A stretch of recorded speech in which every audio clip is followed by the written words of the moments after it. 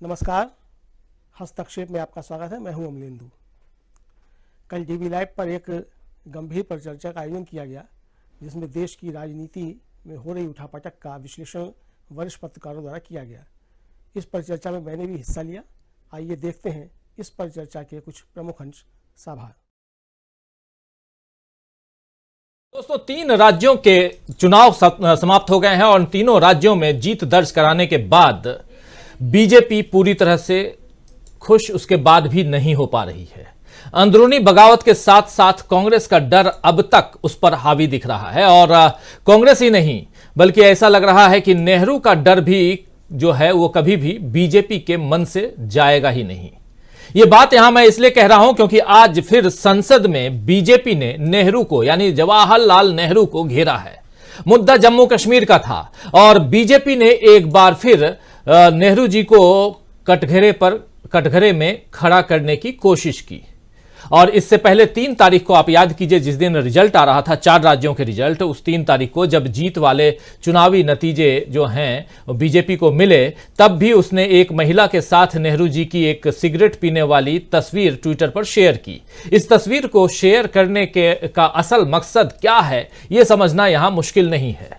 BJP को जनता ने बहुमत दे दिया, फिर भी बीजेपी नेहरू की छवि खराब करने में लगी हुई है, आप जानते हैं, ताकि किसी तरह कांग्रेस को कमजोर किया जा सके। यानी जीत कर भी शायद बीजेपी जीत का स्वाद चख नहीं पा रही है। वैसे भी राजस्थान में तो 3 दिन के भीतर ही हत्या और फिर आंदोलन की धमकी और अब बंद के हालात हो गए हैं और राजस्थान समेत मध्य प्रदेश और छत्तीसगढ़ में सीएम के नाम ही तय नहीं कर पा रही है बीजेपी। पीएम नरेंद्र मोदी के हाउस पर यानी पीएम हाउस में मीटिंग इस वक्त चल रही है जब हम ये कार्यक्रम कर रहे हैं और इस बीच बीजेपी के 10 सांसद जो विधायक बन चुके हैं, 12 सांसद थे, 12 में से 10 सांसद ने इस्तीफा दे दिया है, त्याग पत्र दे दिया है अपनी सांसदी से। इसके बाद बीजेपी अपने सांसदों से विधायक बनने वालों को किस तरह का इनाम देगी, कैसे मुख्यमंत्री का चयन करेगी, यह सब देखना दिलचस्प होगा। इधर तेलंगाना में कांग्रेस की सरकार बनाने के लिए रेवंत रेड्डी तैयार हो चुके हैं। कल सुबह 7 बजे वो ओथ लेंगे, यानी कि मुख्यमंत्री पद की शपथ ग्रहण समारोह उनका है कल। और इंडिया गठबंधन की आज प्रस्तावित बैठक अब 17 दिसंबर को होगी। लेकिन मीडिया जिस तरह इंडिया गठबंधन में मतभेद दिखाने पर तुला हुआ है, वो मंसूबा उसका कामयाब होता हुआ नहीं दिख रहा है। अखिलेश यादव, नीतीश कुमार, ममता बनर्जी सब इंडिया के साथ अब भी हैं और उद्धव ठाकरे और स्टालिन जैसे नेता भी पहले ही साथ थे। यानी कांग्रेस अब बड़ी जीत की तैयारी में लगी हुई है 2024 की। और इधर बीजेपी अब भी नेहरू को कोसने में जुटी हुई है। आज लोकसभा में जम्मू कश्मीर पुनर्गठन संशोधन विधेयक पारित कर दिया गया और इस दौरान अमित शाह ने कहा कि पीओके यानी पाक ऑक्युपाइड कश्मीर और कश्मीर के मसले को संयुक्त राष्ट्र में ले जाना नेहरू जी की बड़ी भूल थी। इसके साथ ही अमित शाह ने कश्मीर में जनमत संग्रह के प्रस्ताव के लिए भी नेहरू को ही जिम्मेदार ठहराया।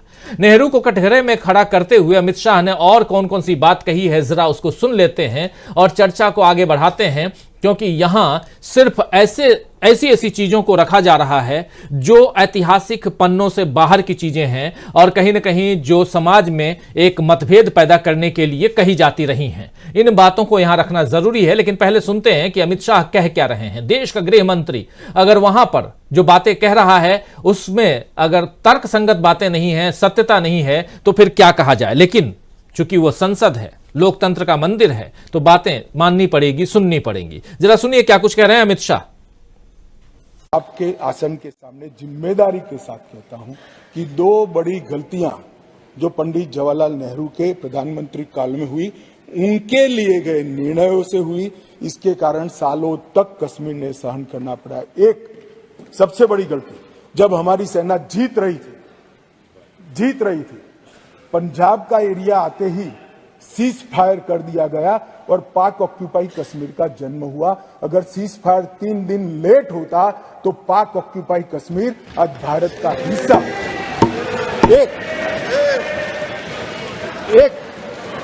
ये चर्चा में करेंगे उस दिन, बैठ जाओ।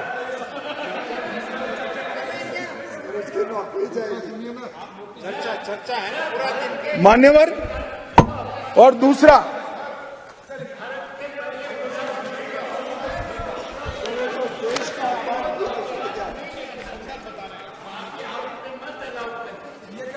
किसी का अपमान नहीं करे, संदर्भ बता रहे हो तो। हिस्टोरिकल फैक्ट है, बैठो। बैठ जाइए।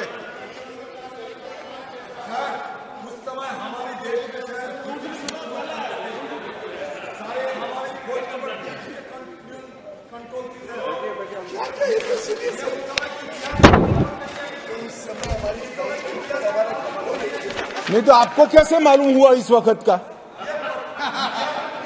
मान्यवर अभी तो एक ही का है, दूसरा तो सुने। उसका कंट्रोल नहीं था। बैठ जाओ, बैठ जाओ। मेरा जन्म नहीं हुआ था।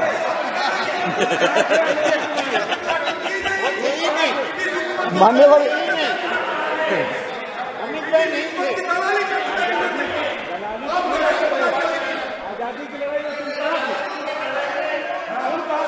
अरे तो माननीय गृह मंत्री जी ने, एक मिनट प्लीज दादा, माननीय गृह मंत्री जी ने ऑफिशियल स्टेटमेंट दे दिया था कि आजादी की लड़ाई के समय का पूरा स्टेटमेंट कोर्ट में दे दिया, अभी फिर दे देंगे। बेटा सुनो, आप बता दो साहब इनको एक बार। दूसरी गलती, दूसरा संदर्भ और कर दें आप। गलती नहीं, संदर्भ, सॉरी। मान्यवर एक ही गलती बताने से इतना तिल मिला गया। नहीं, मैंने हटा दिया। मैं तो सिर्फ नहीं, ऐसा नहीं है। मैं सिर्फ दो ही बताना चाहता हूं। एक, पूरा कश्मीर जीते बगैर सीज फायर कर लिया, और दूसरा, यूएन के अंदर हमारे मसले को ले जाने की बहुत बड़ी गलती की। मान्यवर, मैं एक कोट अनकोट पढ़ना चाहता हूं। तो कैसे संदर्भों को तोड़ मरोड़ के पेश किया जा रहा है, ये आप देख रहे हैं, सुन रहे थे आप। आज का ये वीडियो, आज संसद के अंदर जो कुछ चल रहा था, नेहरू जी को कैसे कोसने और उनकी गलतियों को यहां उजागर करने की कोशिश हो रही है। क्या नेहरू जी ने ऐसी गलती की थी, ये बहुत बड़ा सवाल है। और रेफरेंस के रूप में ये कहा जा रहा है, यहां पर ये बात कह रहे हैं आसंदी पर आसीन जो लोकसभा के अध्यक्ष हैं ओम बिरला, वो।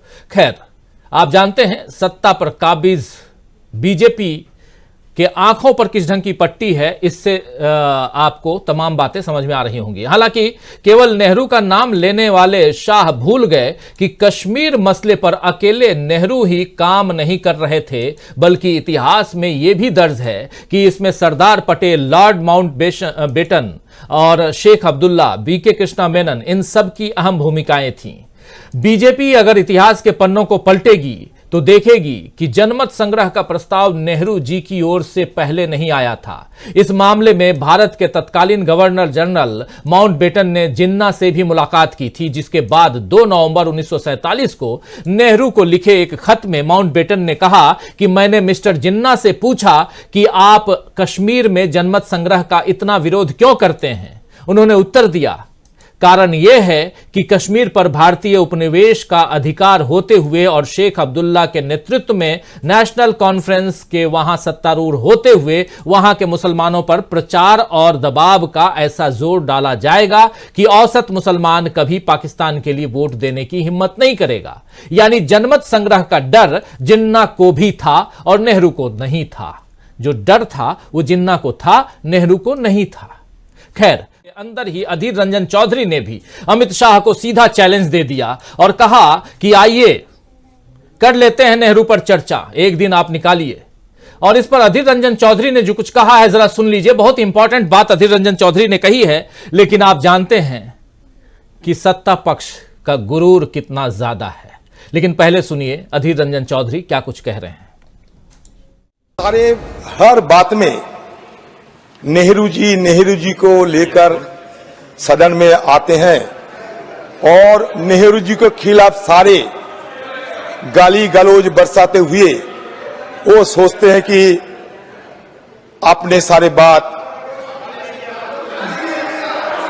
आलोचना, अच्छा ठीक है आलोचना, अच्छा आलोचना, गाली गलौज मतलब आलोचना।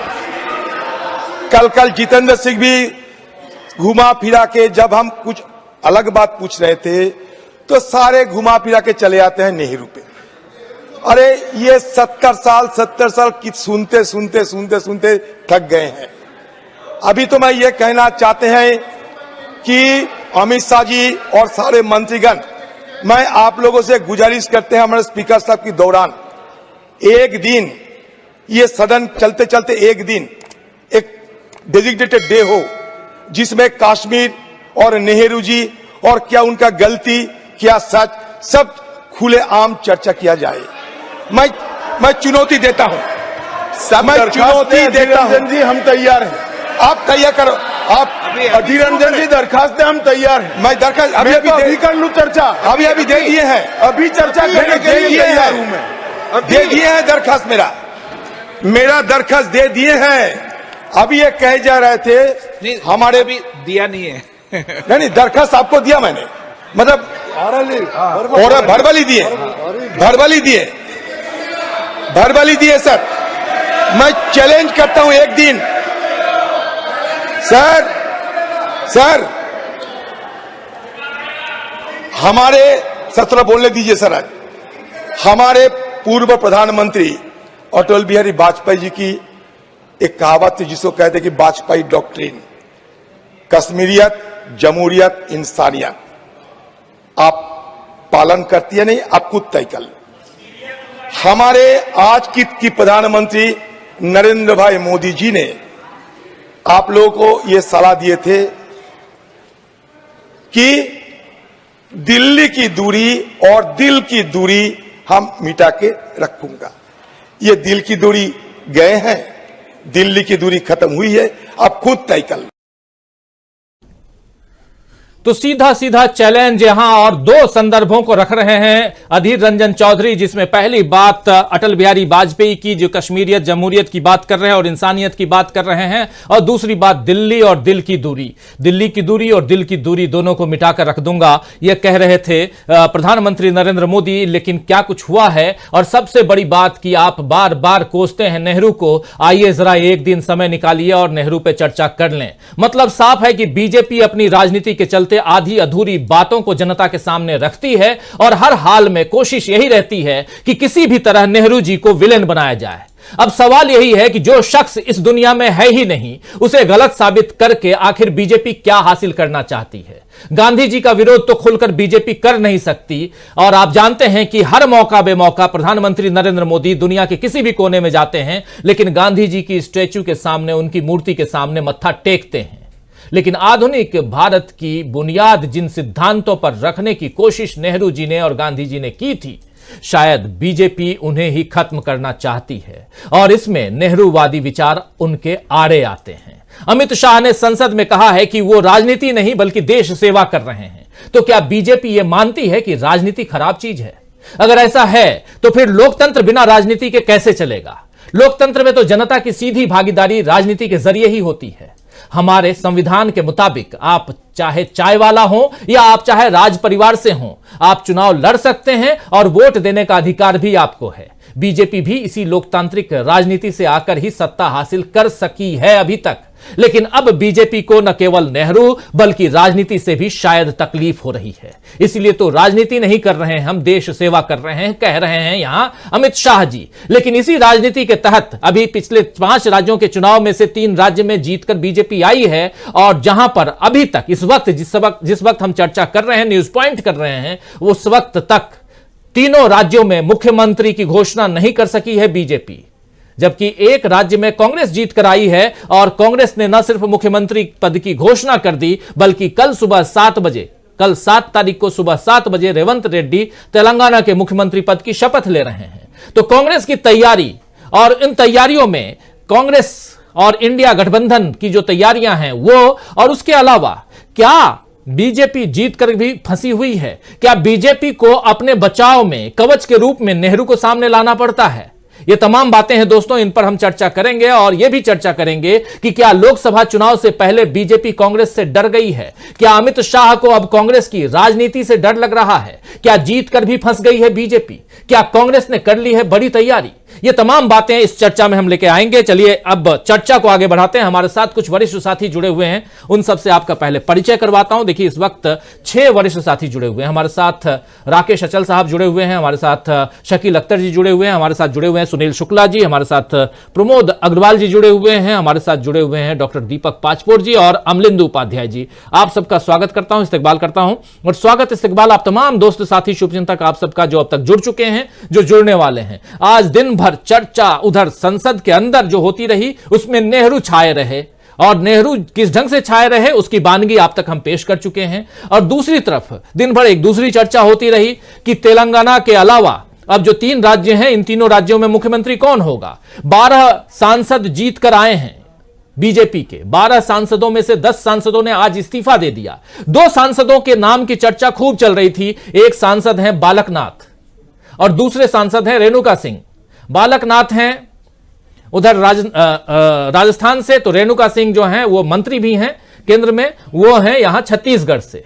ये दोनों सांसदों ने इस्तीफा नहीं दिया है।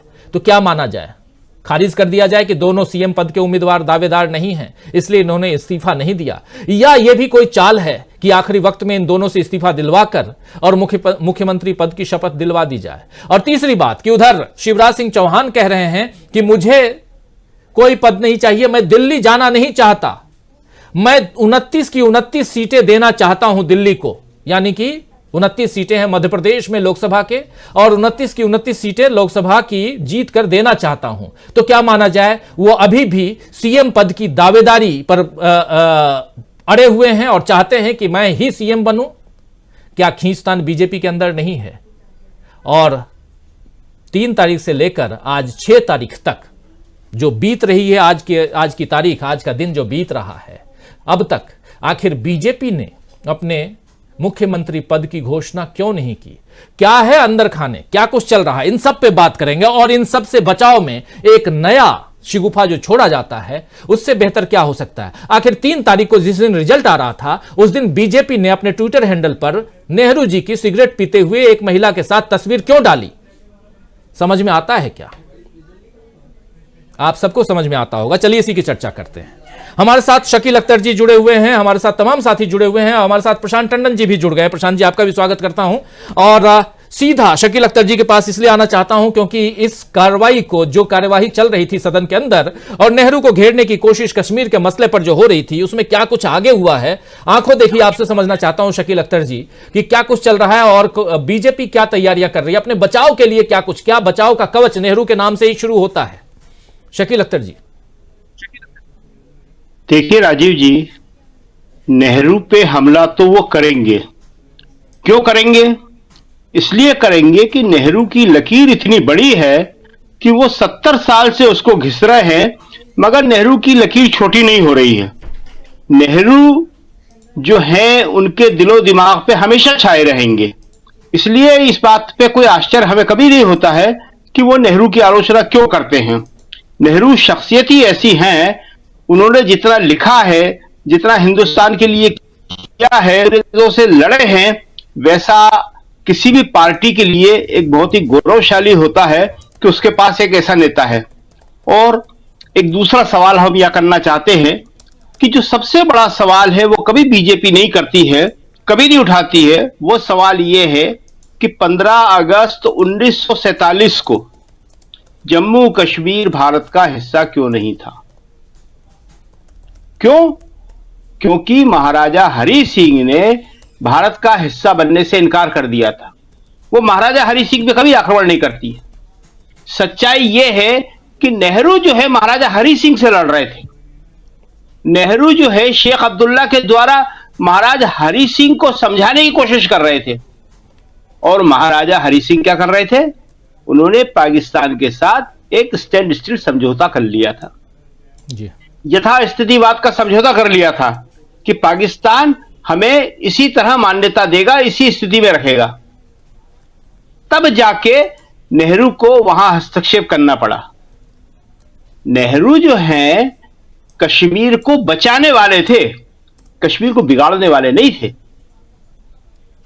फारूक शेख अब्दुल्ला जो है अगर वहां उस वक्त नहीं होते तो वहां की जनता जो है कबाइलियों से नहीं लड़ पाती, खुद शेख अब्दुल्ला डंडा लेके कबायलियों को मारने को भागे थे, और कबायलियों से सबसे पहली लड़ाई तो वहां के लोकल लोगों ने लड़ी थी, उसी तरह लड़ी थी जैसे करगिल में गलरियों ने इंफॉर्मेशन भी दी थी और लड़ाई भी लड़ी थी।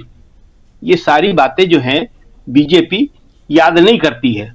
अब केंद्रीय गृह मंत्री हैं, हाउस में कह रहे थे, हमें वो भी याद है कि जब वो हाउस में कह रहे थे, किसी ने पूछा कि साहब फारूक अब्दुल्ला को यहां नहीं आने दे रहे हैं, तो उन्होंने कहा था ये बात जबकि जब 370 हटाई थी जी, कि हम क्या रोक रहे हैं उनको, वो खुद ही नहीं आ रहे हैं, जबकि उस वक्त फारूक अब्दुल्ला हाउस अरेस्ट थे, जो उन्होंने बाद में इस बात को बताया भी। तो देखिए अब ये इसमें इतनी आधी अधूरी जानकारियां हैं इन दोनों बिलों में, और जिस तरह मीडिया इसको पेश कर रहा है, अब लोगों को मालूम है, हमने तो बहुत लिखा है, सब ऑन रिकॉर्ड है, इसमें कोई छुपी हुई बात नहीं है, कि अभी कह रहे हैं कि पीओके के लिए हमने इतनी सीटें रिजर्व करी हैं। अरे पीओके के लिए सीटें तो हमेशा से थी, और हर बार जब इलेक्शन निर्वाचन आयोग वहां पे चुनाव की घोषणा करता था, अधिसूचना निकालता था, ये कहता था कि पीओके की इतनी सीटें, मगर इस वक्त की स्थितियां ऐसी नहीं है, इसलिए हम वहां पे चुनाव नहीं करवा पाएंगे। तो कोई नया काम नहीं किया है उन्होंने, इसका श्रेय ले रहे हैं वो वहां पे। तो ये सारी बातें ऐसी है कि आज आप कुछ भी कह दो, आज आप कहते हो कि राजनीति कर रहे हैं, अरे भाई लाल चौक पे झंडा फहराने के लिए गए थे ना मुरली मनोहर जोशी जी, और क्या कह के गए थे कि कश्मीर में लाल तिरंगा नहीं फहरता है, और हमने वहां से लिखा था, पेज 1 पे फर्स्ट लीड छपी थी, कई जगह हम गए और सब जगह का हमने लिखा कि देखिए यहां तिरंगा फहरा रहा है, यहां तिरंगा है, यहां तिरंगा है। और उसके बाद मदन लाल खुराना जो इंचार्ज थे शत्रु के साथ में, शत्रुघ्न सिन्हा के साथ वहां आए थे और कहने लगे आपने तो हमारी हवा निकाल दी, हम तो पूरे हिंदुस्तान में कह रहे हैं कि वहां तिरंगा फहराया ही नहीं जाता। हमने कहा चलिए हम आपको दिखा देते हैं कहां कहां फहरा रहा है, और आप अपने लोकल नेताओं से बात कर लो, वो आपको अंदर खाने तो बता ही देंगे कि हाँ। तो देखिए एक कश्मीर को लेके तो इतना झूठ बोला गया है, इतनी झूठी कहानियां हैं, लेकिन इसके साथ एक अफसोस ये भी है कि इसको इससे पहले जो हमारी सरकार रही, कांग्रेस की या दूसरी, उन्होंने भी कभी ठीक से सही जानकारियां नहीं दी, खुद कांग्रेस ने नहीं दी। तो नेहरू को लेके तो इनके दिमाग में हमेशा से बहुत ज्यादा नफरत भरी हुई है।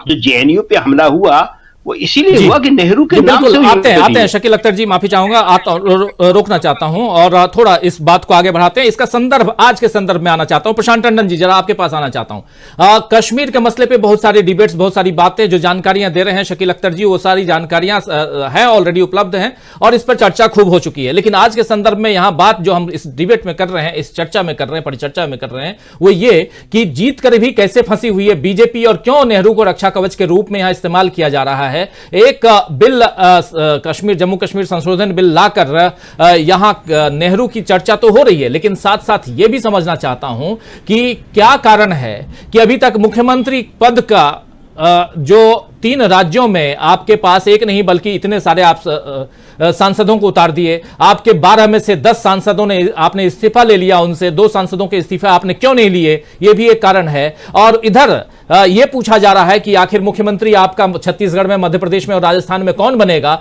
उधर आप नेहरू का नाम ले रहे हैं और नेहरू की गलतियां उजागर कर रहे हैं, गलती नंबर 1, गलती नंबर 2, गलती नंबर 3 कह रहे हैं, और आसंदी पर बैठे हुए लोकसभा अध्यक्ष कह रहे हैं कि नहीं, ये इतिहास के रेफरेंस को, इतिहास के संदर्भ को यहां रख रहे हैं, इसलिए इनको रखने देना चाहिए। जरा आपसे समझना चाहता हूं कि आखिर ऐसा क्यों हो रहा है, इसके पीछे की राजनीति क्या है, जबकि अमित शाह जी कहते हैं कि हम राजनीति नहीं करते, देश सेवा करते हैं। यह भी कहीं ना कहीं यह उंगली उठाता है कि क्या अब आप राजनीति को भी खत्म कर देना चाहते हैं, जिसके दम पर हमारा लोकतंत्र है, जिसके दम पर हमारा संविधान जिंदा है, उसको भी खत्म कर देना चाहता हूं। बहुत ही गंभीर सवाल है, इस सवाल पर चिंतन होना चाहिए और इसलिए इस सवाल को यहां उठा रहा हूं। आप तमाम साथियों, साथी हमारे साथ बने हुए हैं, आप तमाम साथियों के बीच, क्योंकि यह मसला इतना आसान नहीं है। धीरे धीरे यह मसला जो है आगे बढ़ रहा है और संदर्भों को यहां लाया जा रहा है। 370 हटाने के समय जो रेफरेंस दिए गए, उस रेफरेंस के बाद आज तक 2019 से लेकर 2023 में हम हैं और 3 साल, 3.5 साल में क्या कुछ हुआ है वो आप सब जान रहे हैं। आतंकवाद खत्म हो जाएगा, काला धन खत्म हो जाएगा, बहुत सारी बातें हुई थी, बहुत सारे दावे किए थे, कितने खत्म हो गए, कितने हमारे सैनिक उसके बाद से शहीद हो गए, ये सब कुछ सब जानते हैं। लेकिन यहां सीधी लड़ाई और सीधी बात जो है वो कांग्रेस और बीजेपी, और अगला चुनाव निशाना तो वही है ना। प्रशांत टंडन जी, जरा उससे समझना चाहता हूं आपके जरिए। राजीव जी, 2018 में जम्मू कश्मीर की विधानसभा भंग की गई, उसके बाद 370 हटा वहां से। 6 साल हो गए, वहां पे इलेक्शंस नहीं कराए जा रहे हैं, तो क्या नेहरू जिम्मेदार हैं? आपको चुनाव कराने की अगर हिम्मत नहीं है, आप विश्वगुरु हैं, 56 इंच हैं, जो भी हैं, आप अपने ही देश के एक राज्य में चुनाव नहीं करा पा रहे हैं। 370 हटा दिया, उसके बाद भी नहीं करा पा रहे हैं। उसका राज्य का पूरा दर्जा भी ले लिया, फिर भी नहीं करा पा रहे हैं। वहां पे 6 लाख सिक्योरिटी फोर्सेस है, फिर भी चुनाव नहीं करा पा रहे हैं। तो ये चुनाव नहीं करा पा रहे हैं, तो उसके लिए कोई नेहरू जिम्मेदार नहीं है। अपनी जिम्मेदारी से बचने के लिए आप सवाल ये इधर उधर घुमाते हैं बातें। पूरी दुनिया देख रही है कि जम्मू कश्मीर में चुनाव नहीं हो पा रहे। चुनाव क्यों नहीं हो पा रहे हैं? आप सब बड़े नेताओं को नजरबंद कर चुके 370 के बाद। आपकी सिक्योरिटी फोर्सेस है वहां पे। बड़े शौक से अजीत डोभाल वहां पे बिरयानी खाते हुए दिखाई देते हैं। तो चुनाव नहीं करा पाने के लिए क्या नेहरू जिम्मेदार हैं? पहली बात। दूसरी चीज कि वहां की कानून व्यवस्था की स्थिति देख लीजिए। जम्मू कश्मीर को छोड़िए, अभी कल दिन दहाड़े हत्या हो गई जयपुर में, अभी तो सरकार बनी भी नहीं है। और आज देखिए कि जयपुर की सड़कों में क्या हो जिम्मेदार है इसके लिए? नेहरू जिम्मेदार है। आप मनरेगा के गरीब मजदूरों को तनख्वाह नहीं दे पा रहे हैं। उनके महीनों महीनों के वेतन पेंडिंग है मनरेगा के मजदूरों के। 4 दशक की सबसे बड़ी बेरोजगारी है, इतनी महंगाई है। इसके लिए क्या नेहरू जिम्मेदार हैं?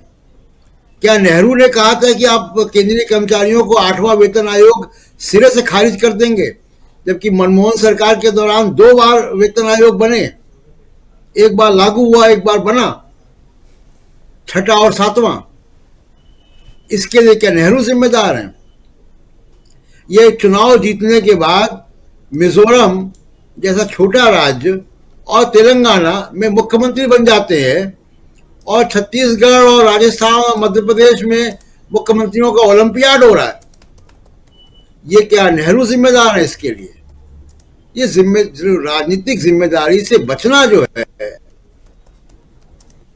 वो, उसके आप इधर उधर बिलों में घुसेंगे तो सवाल तो खड़े होंगे। ठीक है, उन मतदाताओं का सवाल है कि जिन्होंने इनको वोट दिया, लेकिन मुख्यमंत्री बनाना तो संवैधानिक जिम्मेदारी है। उत्तर प्रदेश में भी देखा गया था, पहली बार जब चुनाव हुए थे, कितने हफ्ते लगे थे मुख्यमंत्री बनने में। कितनी कवायद हुई थी दिल्ली लखनऊ के बीच में। तो मुख्य सवाल राजीव जी ये है कि इतने बड़े मैंडेट के बाद भी अगर आपको मुख्यमंत्री नहीं बन पा रहा है, आपके यहाँ 5-5, 6-6 उम्मीदवार हैं जो पैतरेबाजी कर रहे हैं मुख्यमंत्री बनने के लिए, तो इसके लिए कौन जिम्मेदार है? ये कोई अच्छे लक्षण राजनीति के? अगर यही कांग्रेस का सवाल होता तो अभी ये इनका मीडिया और ये दुनिया भर के सवाल खड़े कर देते। दूसरा कि जो चुनाव अभी हुए हैं, अभी देखिए यहां से लोकसभा की उल्टी गिनती भी शुरू हो गई है, और जिन मतदाताओं ने अभी इनको वोट देकर जिताया है राजस्थान में, वो देख रहे हैं कि उनके राजस्थान में क्या हो रहा है। और अभी आप हफ्ते 10 दिन गुजरने दीजिए, आप देखिए कि जो गहलोत सरकार की स्कीम थी फ्री इलाज वाली, उसका क्या होगा। नर्सिंग होम लॉबी वहां पे क्या करती है। मध्य प्रदेश में तो इन्हीं की सरकार थी, तो वहां की जनता को तो आदत है जैसी भी सरकार चलाए। लेकिन छत्तीसगढ़ और राजस्थान में तो तमाम योजनाएं चल रही थी। आप देखिएगा उन योजनाओं का अगले 4-5 हफ्ते बाद ही उनका क्या हश्र होता है। तो सवाल देखिए प्रशासनिक है, राजनीतिक है, उन सवालों का जवाब देना चाहिए, संसद के पटल पे देना चाहिए। इधर उधर बात घुमाने से बात जो है वो ठीक नहीं हो जाती। और नेहरू इन सब चीजों के लिए जिम्मेदार नहीं है, इस सब चीजों के लिए जिम्मेदार मौजूदा सरकार है, मोदी साहब खुद है। जी राजीव जी बिल्कुल बिल्कुल। सवाल यह है कि 5 राज्यों के चुनाव खत्म हो गए, उनमें से 3 राज्य जहां बीजेपी जीत कर आई है वहां अभी तक मुख्यमंत्री पद का चेहरा सामने क्यों नहीं आया है, सबसे बड़ा सवाल। और क्या इन सवालों से बचने के लिए नेहरू को सामने लाया जा रहा है? क्या देश की राजनीति जो है वो आज भी नेहरू जी के इर्द गिर्द घूमती है? क्या बीजेपी के लिए सबसे बड़ा हथियार नेहरू हैं डिफेंड करने के लिए? ये बहुत सारे सवाल इसलिए कर रहा हूं क्योंकि अभी शुरुआत में जब प्रस्तावना में अपनी रख रहा था इस कार्यक्रम की, तो आपने सुना कि अमित शाह जी सदन के अंदर क्या कुछ कह रहे थे। आज नेहरू की गलतियां गिना रहे थे। ये गलतियां व्हाट्सएप पे भी बहुत चलती हैं, व्हाट्सएप से बाहर जो है। और अगर आप इतिहास के संदर्भों में जाएं तो बहुत सारी ऐसी चीजें हैं जो आपको हमको बताई जाती हैं, वो हैं ही नहीं। नेहरू जी की क्या गलती थी कश्मीर को लेकर के, क्या वो कहते थे? रेफरेंसेस में आप जाएंगे, उस संदर्भ में जाएंगे तो आपको परिस्थितियां कुछ और नजर आएंगी। लेकिन यहां बता करके, इस ढंग से समझाकर आपके दिमाग को, आपके दिलो दिमाग पर कैसे राज किया जाता है, छाया जाता है, आपको कैसे दिग्भ्रमित किया जाता है, ये सब आप समझ पाएंगे। लेकिन उन संदर्भों में जाना होगा, आपको पढ़ना होगा, कुछ किताबें निकालनी होंगी, कुछ संदर्भों को देखना होगा। क्या इतना आज के युवा कर रहे हैं? एक बड़ा सवाल है। छोड़िए इन बातों को भी यहां न उजागर करते हुए आज की राजनीति को भी सामने लाते हैं। और सबसे बड़ी बात यही, जैसे शुरुआत में कह चुका हूं कि इसी राजनीति के तहत, इसी देश के संविधान के तहत एक चाय वाला भी प्रधानमंत्री बन सकता है और एक राजा भी प्रधानमंत्री बन सकता है। तो क्या हम राजनीति करना छोड़ दें? हमसे मतलब यहां के देश के नेता, हम तो राजनीति करते नहीं, पत्रकार हैं। उस हिसाब से भी आना चाहता हूं राकेश अचल साहब आपके पास, और आपसे समझूं जरा कि क्या इस देश में, और खासकर जीतकर भी कैसे फंसी हुई है बीजेपी, और उससे बाहर निकलने के लिए जो कुछ सदन के अंदर चल रहा है। क्योंकि उधर महुआ मोइत्रा का केस, उधर दानिश अली का केस, और ऐसे तमाम बहुत सारे ऐसे मसले हैं जिस पर भी चर्चा होनी चाहिए। लेकिन उन चीजों से बाहर आप बात सिर्फ और सिर्फ नेहरू एक ढाल के रूप में करते हैं, उनकी बात करते हैं। देश को और भी तो बहुत कुछ चाहिए। राकेश अचल साहब, आप मध्य प्रदेश में हैं, और मध्य प्रदेश में अभी शिवराज सिंह चौहान के जो अलग अलग दिनों में अलग अलग बयान आ रहे हैं, उन्हीं बयानों को अगर रेफरेंस के रूप में सामने रखा जाए तो वो साफ दिखता है कि वो केंद्र को चैलेंज कर रहे हैं और साफ साफ कह रहे हैं कि मुख्यमंत्री मैं ही बनूंगा। लेकिन किसी की हिम्मत नहीं हो रही है। शिवराज सिंह चौहान ऐसा अगर विपक्ष की तरफ से कोई बोल देता, आज भूपेश बघेल जीत के आते और वहां पे उहापोह की स्थिति में अगर कांग्रेस पार्टी रहती और ऐसे रेफरेंस, ऐसे बयान अगर भूपेश बघेल के आते तो, या कमलनाथ के आते, तो यहां पर बड़े बड़े अक्षरों में, काले अक्षरों में लिखा जाता, कुछ और हेडलाइंस बनाए जाते। जरा इनको समझना चाहता हूं आपके जरिए कि क्या कैसे देखते हैं आप, एक पत्रकार होने के नाते, एक राजनीतिक विश्लेषक होने के नाते, मध्य प्रदेश के रेफरेंस से ही अगर शुरू किया जाए तो। धन्यवाद राजीव जी। देखिए, मध्य प्रदेश से शुरू होकर अगर मैं दिल्ली जाऊंगा तो बहुत वक्त लग जाएगा, तो मैं सीधे मध्य प्रदेश पर आता हूं। तो मध्य प्रदेश में आज 72 घंटे हो गए हैं, नेतृत्व विहीन प्रदेश है। इसमें इस सूबे में कोई सूबेदार नहीं है, जो है वो काम चलाऊ है। क्योंकि चुनाव आयोग की जैसे ही चुनाव कार्यक्रम घोषित होता है, मुख्यमंत्री काम चलाऊ हो जाता है।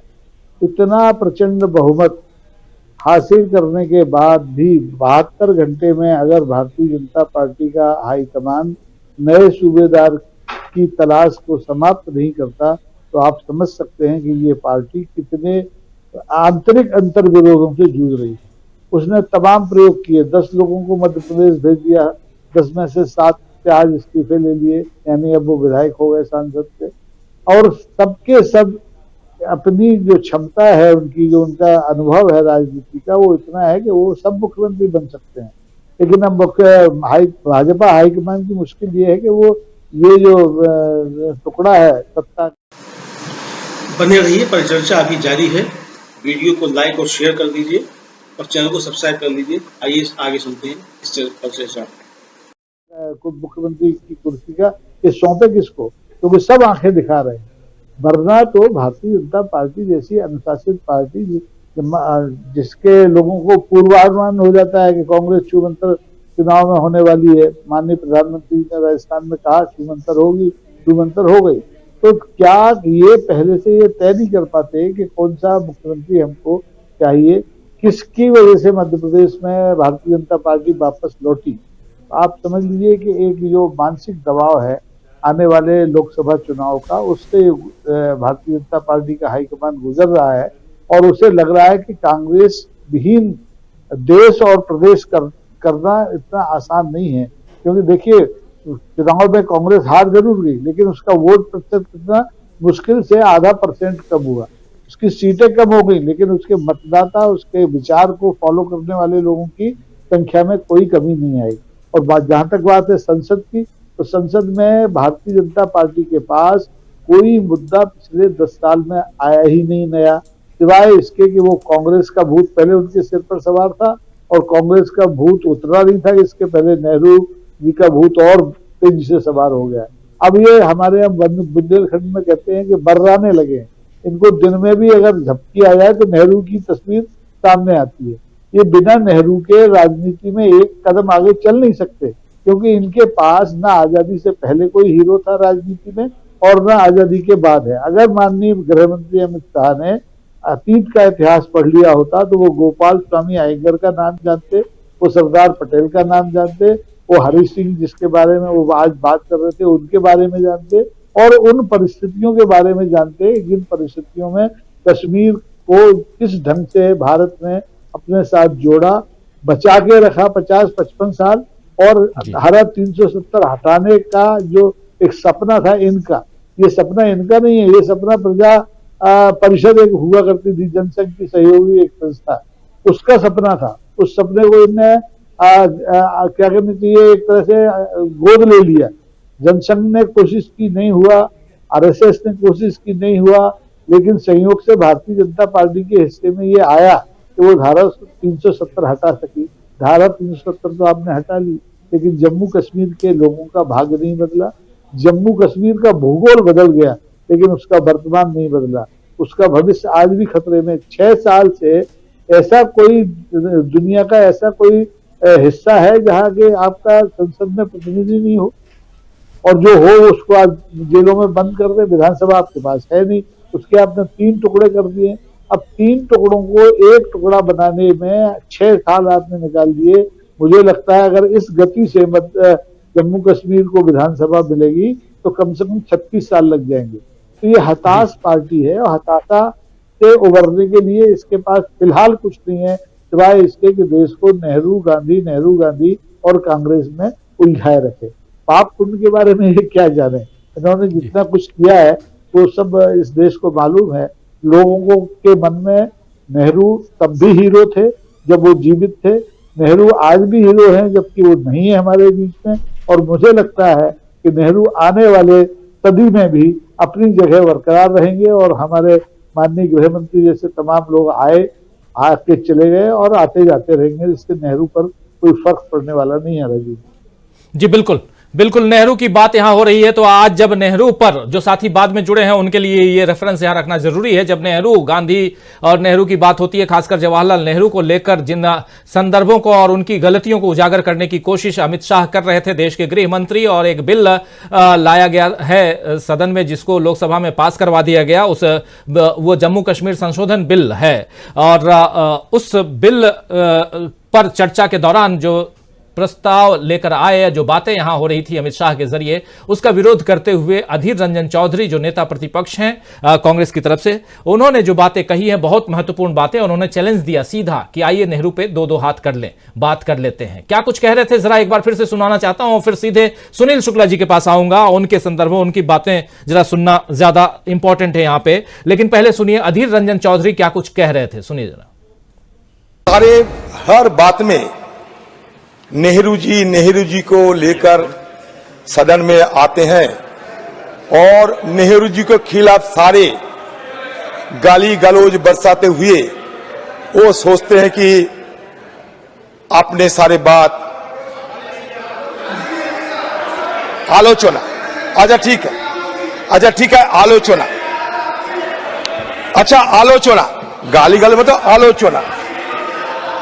कल जितेंद्र सिंह भी घुमा फिरा के जब हम कुछ अलग बात पूछ रहे थे तो सारे घुमा फिरा के चले आते हैं नेहरू पे। अरे ये 70 साल की सुनते सुनते सुनते सुनते थक गए हैं। अभी तो मैं ये कहना चाहते हैं कि अमित शाह जी और सारे मंत्रीगण, मैं आप लोगों से गुजारिश करते हैं हमारे स्पीकर साहब के दौरान एक दिन ये सदन चलते चलते एक दिन एक डेजिग्नेटेड डे हो जिसमें कश्मीर और नेहरू जी और क्या उनका गलती क्या सच सब खुले आम चर्चा किया जाए। मैं चुनौती देता हूं, मैं चुनौती देता हूं जी, हम तैयार हैं। आप तैयार करो। आप अधीर रंजन जी दरखास्त हम तैयार हैं। मैं दरखास्त अभी कर लूं चर्चा, अभी दे दिए हैं, अभी चर्चा करने के लिए तैयार हूं मैं। दे दिए हैं दरखास्त, मेरा दरखास्त दे दिए हैं। अभी ये कहे जा रहे थे हमारे अभी दिया नहीं है। नहीं दरखास्त आपको दिया मैंने, मतलब और भरबली दिए सर। मैं चैलेंज करता हूं एक दिन सर हमारे 17 बोलने दीजिए सर। आज हमारे पूर्व प्रधानमंत्री अटल बिहारी वाजपेयी जी की एक कहावत थी जिसको कहते कि वाजपेयी डॉक्ट्रिन, कश्मीरियत, जमहूरियत, इंसानियत। आप पालन करती है नहीं, आप खुद तय कर लो। हमारे आज की प्रधानमंत्री नरेंद्र भाई मोदी जी ने आप लोगों को यह सलाह दिए थे कि दिल्ली की दूरी और दिल की दूरी हम मिटा के रखूंगा। ये दिल की दूरी गए हैं, तो दिल्ली की दूरी और दिल की दूरी को हम मिटाकर रखेंगे। और ये बात कश्मीर के लिए, कश्मीरियत, जमहूरियत और इंसानियत की बात, उधर अटल बिहारी वाजपेयी, ये तमाम बातें आप सुन रहे थे।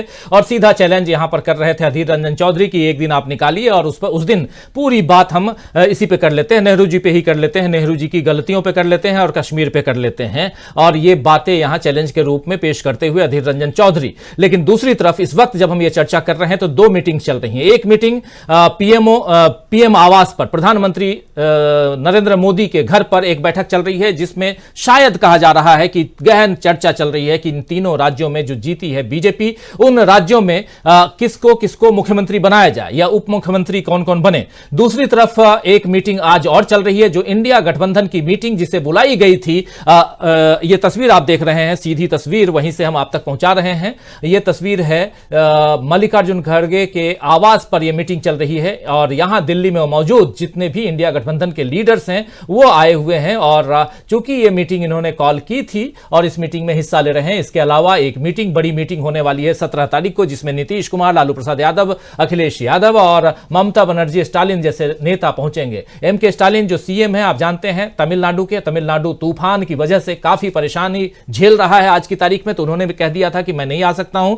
और नीतीश कुमार बीमारी की वजह से नहीं आ रहे हैं और उधर ममता बनर्जी अपने एक रिलेटिव के यहां शादी की वजह से नहीं आ रही हैं। तो इसके कारण अब ये मीटिंग जो है 17 को एक बड़ी मीटिंग रखी गई है। ये तस्वीर सीधी आप तक पहुंचा रहे हैं और ये राहुल गांधी की तस्वीर आप देख रहे हैं। जो लोग ये कह रहे थे कि राहुल गांधी यहां भारत में हार की वजह से बैंकॉक चले गए हैं, उन लोगों के चेहरे पर कड़ा तमाचा है ये तस्वीर जो इस बात को प्रचारित कर रहे थे, दुष्प्रचार जिसको कहते हैं वो कर रहे थे। और बड़े बड़े मीडिया हाउसेस, उसमें एक नाम जरूर लेना चाहूंगा इसलिए क्योंकि आधिकारिक तौर पर उस मीडिया हाउस ने ट्विटर पर उसे इस खबर को पेश भी किया था और उस मीडिया हाउस का नाम है इंडिया टुडे ग्रुप यानी आज तक। तो मुझे उस मीडिया हाउस का नाम लेने में कोई गुनाह गुरेज नहीं है। तो ये सब आप तक हम पहुंचा रहे हैं कि राहुल गांधी भी इसी मीटिंग में इस वक्त मौजूद हैं। सीधा आना चाहता हूं सुनील शुक्ला जी के पास में। सुनील जी, कैसे देखा जाए इन तमाम घटनाक्रमों को, क्योंकि सदन से लेकर मल्लिकार्जुन खड़गे के घर तक और उधर पीएम आवास तक और उसमें चुनाव के बाद की तैयारियां, राहुल गांधी भी मौजूद जिनके बारे में कुछ और कहा जा रहा था। हमारे इस कमेंट बॉक्स में भी कुछ एक लोग लिख रहे हैं कि वो बैंकॉक चले गए, इसलिए भी ये यहां रखना जरूरी था। खैर, तो कैसे आप देखते हैं और कैसे देश की राजनीति में कांग्रेस या इंडिया गठबंधन की मजबूती को देखा जाए? और इस पर कोई दो राय नहीं है कि कांग्रेस भले 3 राज्यों में चुनाव, 3 हिंदी पट्टी के राज्यों में चुनाव नहीं जीत पाई, लेकिन कांग्रेस ने जो गेन किया है वो अपने आप में चौंकाने वाला माना जा सकता है, क्योंकि 40% से ज्यादा का जो वोट है वो पाना हार कर भी जीत कहा जा रहा है, माना जाना चाहिए। हालांकि मीडिया का एक तबका है जो इसमें कांग्रेस अगर जीत भी जाए तो उसमें हार ढूंढने की कोशिश करता है। क्या कुछ कहेंगे सुनील जी? धन्यवाद राजीव जी। जो कुछ भी, अगर आप मुख्यमंत्रियों के चयन की बात कीजिए तो भारतीय जनता पार्टी तो कर्नाटक में विपक्ष का नेता तय करने में कितना दिन लगाया था। आप मुख्यमंत्री की बात कर रहे हैं, उसी से गणना कर लीजिए कौन सी तैयारी है इनकी। उत्तराखंड में जब इन्होंने एक कार्यकाल में 3 मुख्यमंत्री बदला, उसको भी आप देख लीजिए किस तरह से इन्होंने शासन चलाया वहां और आज चला रहे हैं। और मुख्यमंत्रियों के चयन में कौन सी प्रक्रिया अपनाई गई थी भी आपके सामने है। उत्तर प्रदेश जहां से दिल्ली का रास्ता निकलता है, जब 2017 का चुनाव हुआ था तो कितना समय लगा था मुख्यमंत्री के चयन में। और आज भी वहां की जो राजनीतिक स्थिति है, किस तरह के सत्ता संघर्ष चल रहा है वहां सबके सामने है।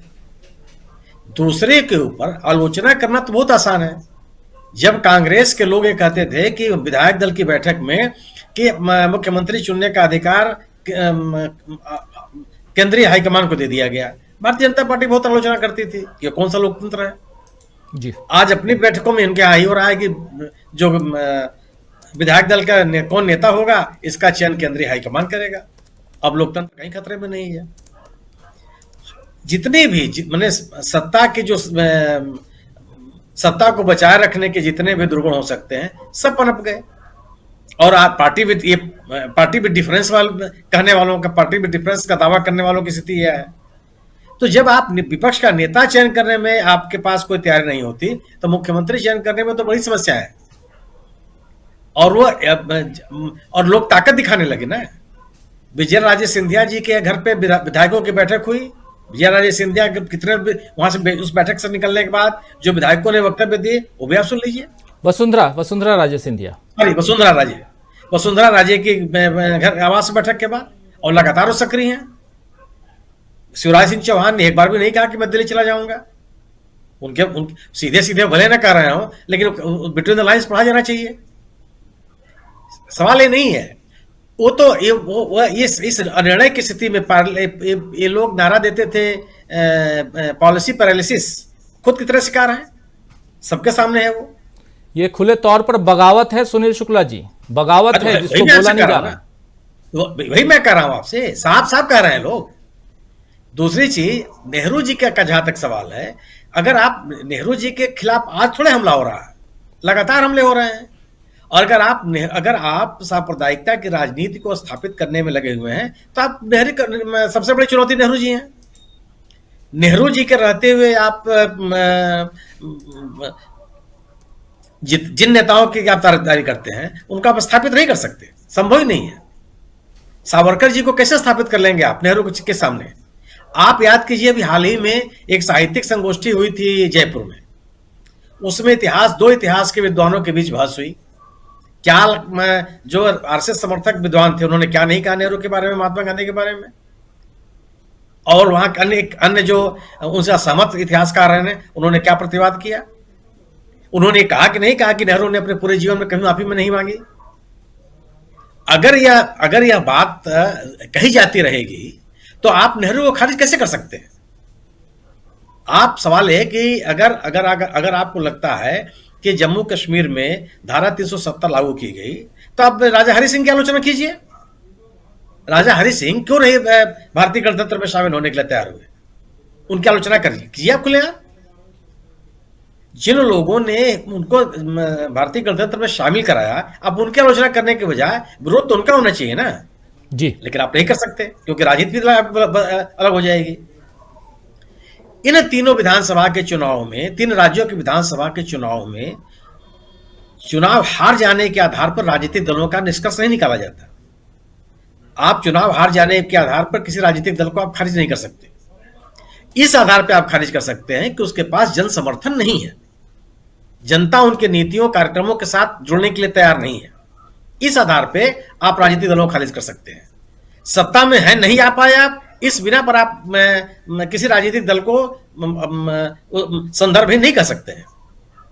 भारतीय जनता इन तीनों चुनाव जीतने के बाद, चुनाव जीतना बिल्कुल रूप से उपलब्धि है, उसके लिए भारतीय जनता पार्टी बधाई की पात्र है। लेकिन भारतीय जनता पार्टी को हासिल क्या हुआ लोकसभा चुनाव के मद्देनजर? इन तीनों राज्यों में लोकसभा के चुनाव के हिसाब से भारतीय जनता पार्टी मैक्सिमम सीटों पर है। इन राज्यों में केवल 3 सीटों पर कांग्रेस है, और आज जो उसका मत प्रतिशत है उसको कहां लेके चला जाता है? इन 5 राज्यों के विधानसभा चुनाव में कांग्रेस ने एक अपना गढ़ जीता है। तेलंगाना की जीत ने लोकसभा में उसकी उपस्थिति कहां बढ़ा दी, और एक उसकी ऐतिहासिक उपलब्धि है। तेलंगाना अखंड आंध्र प्रदेश के चुनाव में भी तेलंगाना के राज्यों में भारतीय जनता कांग्रेस को कभी बहुमत नहीं मिला। जी बिल्कुल। जब आंध्र प्रदेश को होता था, तेलंगाना बटा नहीं था इन 119 विधानसभाओं में, उस इलाके में भी कभी नहीं मिलता था कांग्रेस को बहुमत। आज कांग्रेस ने उस इलाके में इतिहास बना दिया, और जो उसका जन समर्थन हासिल हुआ, अगर आप 2024 के लोकसभा के चुनाव के निगाह से देखेंगे तो उसकी ताकत कितनी बढ़ जाती है। और भारतीय जनता पार्टी जो 4 सीट जीत करके आई थी तेलंगाना से, वो कहां आके ठहरती है?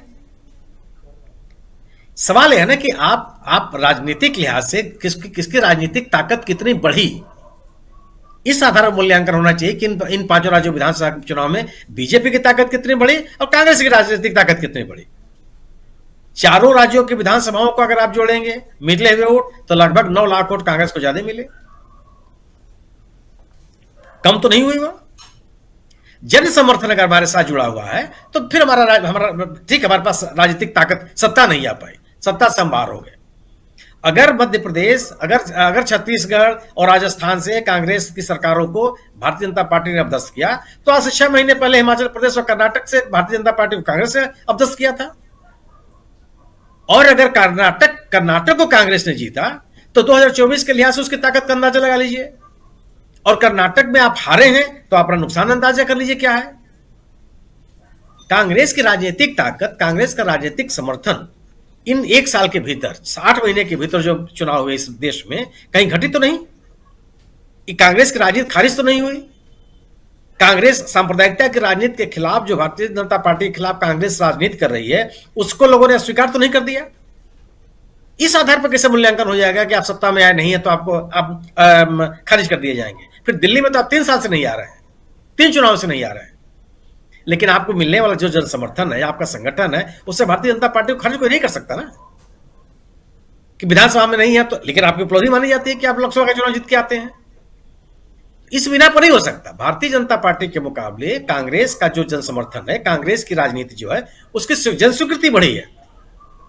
और इंडिया दल समूह के सामने यह चुनौती है, यह सीख है 3 राज्यों का विधानसभा का चुनाव, इंडिया दल समूह के लिए भी और कांग्रेस के लिए भी, कि अगर आप सांप्रदायिकता की राजनीति करने के लिए एकत्रित हुए हैं तो आपकी आवाज एक होनी चाहिए, समवेत स्वर में आपको बात करनी पड़ेगी, लोगों का विश्वास हासिल करना पड़ेगा कि आप मिलजुल करके सांप्रदायिकता की राजनीति के खिलाफ में खड़े हैं। अलग अलग स्वर में बोलेंगे तो आपको वह राजनीतिक लाभ नहीं मिलेगा जिस लाभ के लिए आप इंडिया दल समूह का आपने गठन किया। जी, कांग्रेस के लिए भी एक सबक है कि वह एक वोट का हिसाब करे। 7 वोट से कांग्रेस ने अपना उम्मीदवार अपने विधानसभा क्षेत्र को खोई है। 122 वोट से इनके उप मुख्यमंत्री चुनाव हार गए हैं। अगर आपका अपने प्रतिद्वंदी की ताकत के हिसाब से आपको अपनी रणनीति तय करनी है।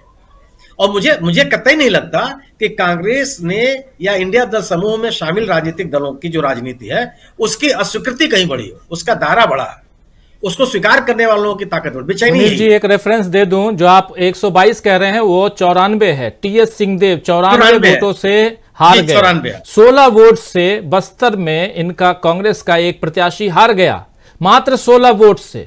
तो ऐसे लगभग 12-14 तो ऐसे हैं जो लगभग 200 या 250 के अंतर से हार करके बाहर हो गए। मध्य प्रदेश में कोई 7 वोट से हारे हैं, उसका रिकाउंटिंग नहीं कराया सम्मानित जिला निर्वाचन अधिकारी ने।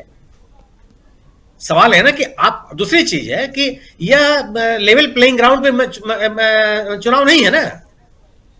आप अगर राजनीतिक लड़ाई लड़ रहे हैं तो एक राजनीतिक दल से आप लड़ रहे हैं, राजनीतिक दल से आप चुनाव तो लड़ नहीं रहे हैं। एक तरफ पूरी की पूरी सत्ता शासन है और एक तरफ एक राजनीतिक दल है, और वह राजनीतिक दल इसके बीच में भी अगर अपनी विश्वसनीयता बनाए हुए है, उसको लोग एकदम इनकार नहीं कर दे रहे हैं, तो यह उसकी उपलब्धि है। और इस उपलब्धि का दायरा बढ़ाने के लिए आवश्यक है कि इंडिया दल समूह में शामिल सभी दल एक साथ एक स्वर में बात करें। जी, इसकी आवश्यकता बढ़ती हुई। आगे की राजनीति भारतीय जनता पार्टी के लिए बड़े बेचैनी वाले दिन है। ये कोई लोकसभा का अगर आप इस लोकसभा का सेमीफाइनल ही मानते हैं तो इस सेमीफाइनल में भारतीय जनता पार्टी के खिलाफ कांग्रेस खारिज नहीं हो गई। भारतीय जनता पार्टी के खिलाफ कांग्रेस ने अपना जन समर्थन बढ़ाया है। आप ठीक है कि भारतीय जनता पार्टी का जन समर्थन मिलने वाला मत बढ़ गया बीजेपी में, कांग्रेस ने खो थोड़े दिया। हमारी जो ताकत थी मेरे पास है और जो मेरी अपनी ताकत है वो आने वाले दिनों में बढ़ेंगे। इसलिए बड़ी चुनौती है बीजेपी के सामने, चाहे छत्तीसगढ़ हो। और आप याद कीजिए ना, पिछले 2018 के चुनाव में बीजेपी हारी थी छत्तीसगढ़ में, क्या कहां सिमट गई थी वो? 19 सीटों पर। कांग्रेस कहां सिमट गई? खारिज हो गई वो। आप 2013 में जब चुनाव 2003 के चुनाव में जब कांग्रेस हारी थी तो उसकी क्या दुर्गति हुई थी मध्य प्रदेश में? आज मध्य प्रदेश में कितनी ताकत के साथ मौजूद है वो। ये प्रबंधन के लेवल पे अगर कोई जय पराजय हुई है, इसका मतलब नहीं है कि राजनीतिक रूप से आप अस्वीकार कर दिए गए। राजनीतिक सबसे बड़ी बेचैनी का बीजेपी की केवल यह है कि कांग्रेस की जो जन स्वीकृति है वो खारिज क्यों नहीं हो रही है, उसके प्रति लोगों का लगाव क्यों नहीं खत्म हो रहा है। और यह नेहरू की आलोचना, इंदिरा गांधी की आलोचना, राहुल गांधी को दिल्ली विदेश भेज देना, यह सब उसी राजनीति का हिस्सा है कि आप इनके प्रति आपका विश्वास खत्म हो, जो खत्म होता दिख नहीं रहा है और न होगा। क्योंकि नेहरू इस देश का राष्ट्र नायक है। अगर आज हम और आप इतनी बहस कर रहे हैं, या इस देश में एक नई संसद है, संसद में हम लोग बहस कर रहे हैं, इसमें हमारे राष्ट्र नायकों का बहुत बड़ा योगदान है। लोकतांत्रिक मूल्यों, संस्थाओं के प्रति, जीवन शैली के प्रति उन्होंने हमको जीना सिखाया है। जी बिल्कुल। कैसे खारिज हो जाएगी? यह सबसे बड़ी बेचैनी है। इसलिए उनकी आलोचना इनके स्तर पर ये हमेशा होती रहेगी।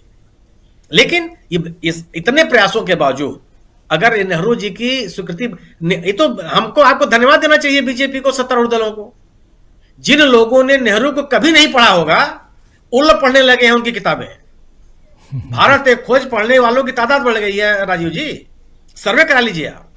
लोगों के घरों में वो किताब पाई जाने लगी है कि जो नहीं पढ़ी, जो नहीं पढ़ना चाहती थी, वो इन लोगों ने, उन्होंने पढ़ने के लिए लोगों को मजबूर किया। भाई पढ़ो, कौन आदमी है ये तो इसके लिए कृतज्ञता ज्ञापित कीजिए आप।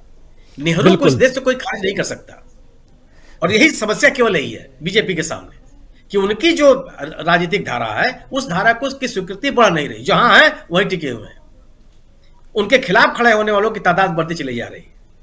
और यह इसी राजनीति का हिस्सा है। मेरा अपना मानना है कि आने वाले दिनों में जो ये कांग्रेस की जन स्वीकृति है, वह भारतीय जनता पार्टी को लगातार बेचैन करती रहेगी। जी बिल्कुल। भारतीय जनता पार्टी को कांग्रेस की जो जन स्वीकृति है ये लगातार बेचैन करती रहेगी। कांग्रेस मुक्त भारत का नारा देने वाले प्रधानमंत्री नरेंद्र मोदी दिन प्रतिदिन, या कहें तो जैसे जैसे साल बीतता जा रहा है, चुनाव दर चुनाव हम देख रहे हैं कि बने रहिए। परिचर्चा अभी जारी है। वीडियो को लाइक और शेयर कर दीजिए और चैनल को सब्सक्राइब कर लीजिए। आइए आगे सुनते हैं इस परिचर्चा।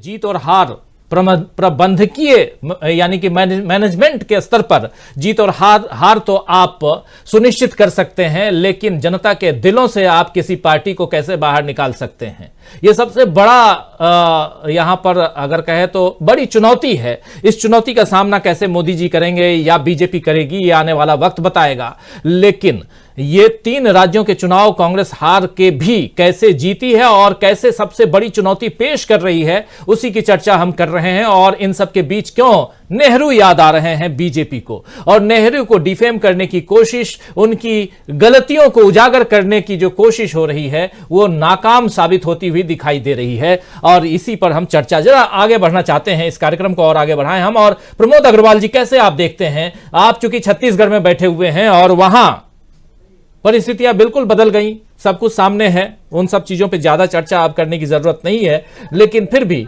अभी तक मुख्यमंत्री का चुनाव नहीं होना एक बड़ा सवाल तो है ही। जैसे राकेश अचल जी कह रहे थे मध्य प्रदेश के बारे में जो कुछ चल रहा है, और शिवराज सिंह चौहान के बारे में हम लोग चर्चा कर भी रहे हैं, वैसे ही तो वहां और भी है ना।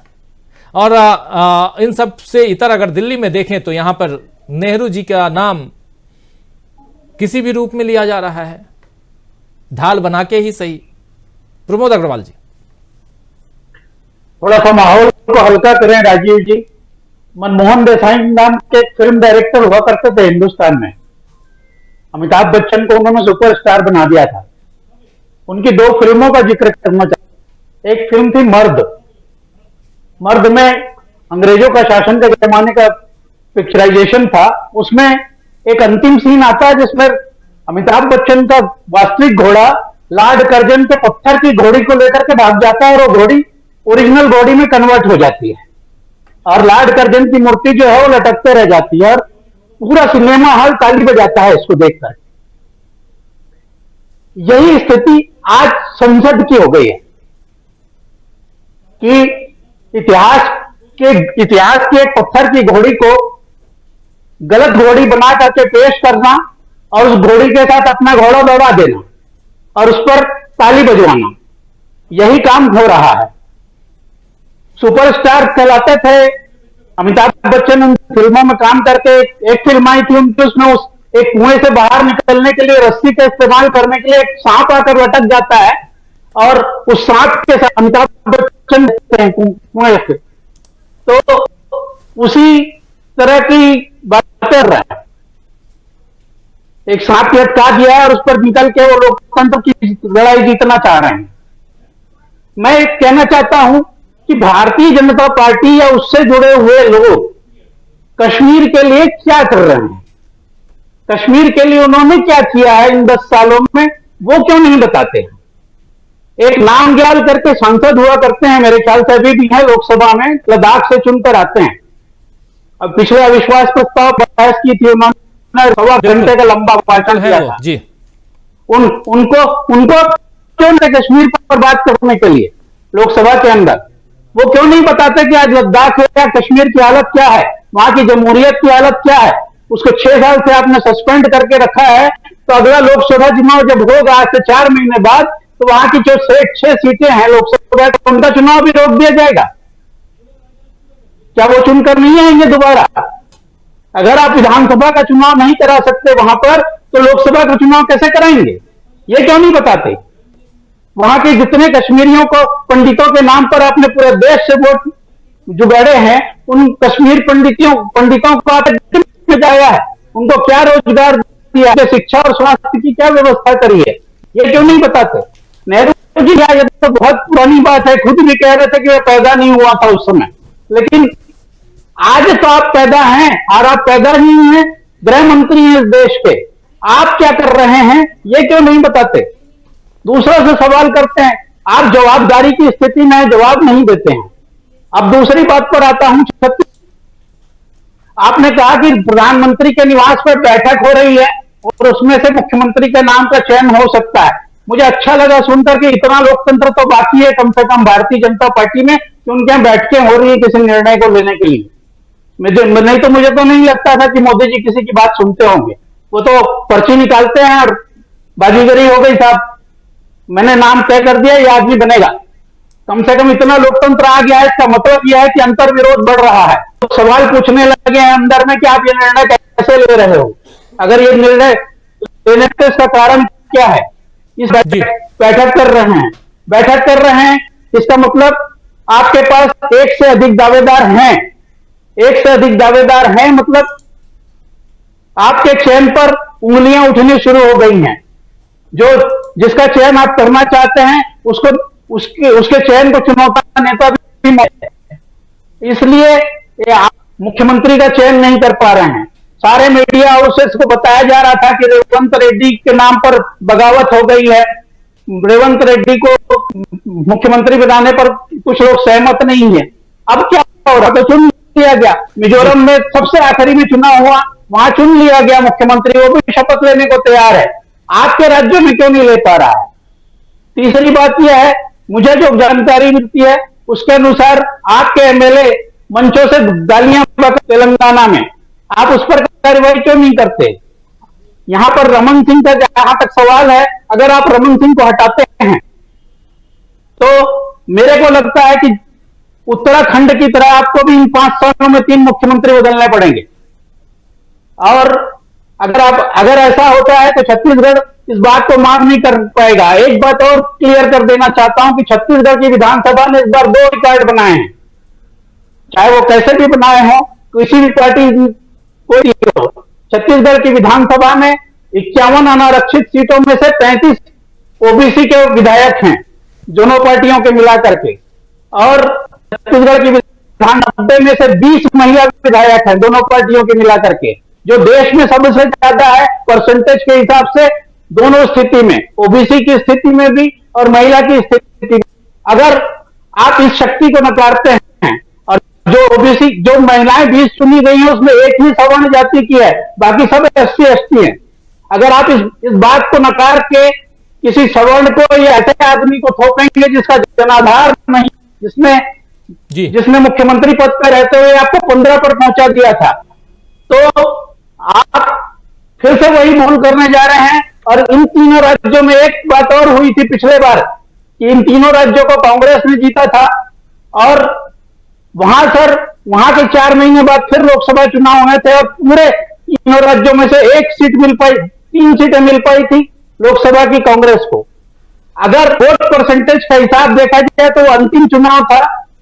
लोकसभा चुनाव के बाद लोकसभा चुनाव में जितना परसेंटेज पिछली बार मिला था, तो किसी भी विधानसभा में जहां आप 164 सीटें जीते हैं वहां पर भी आपने उस परसेंटेज को अभी क्रॉस नहीं किया है। कांग्रेस का परसेंटेज इंटैक्ट है। उन्होंने जो पिछले लोकसभा चुनाव में परसेंटेज प्राप्त किया था वोटों का, उससे 8% ज्यादा है।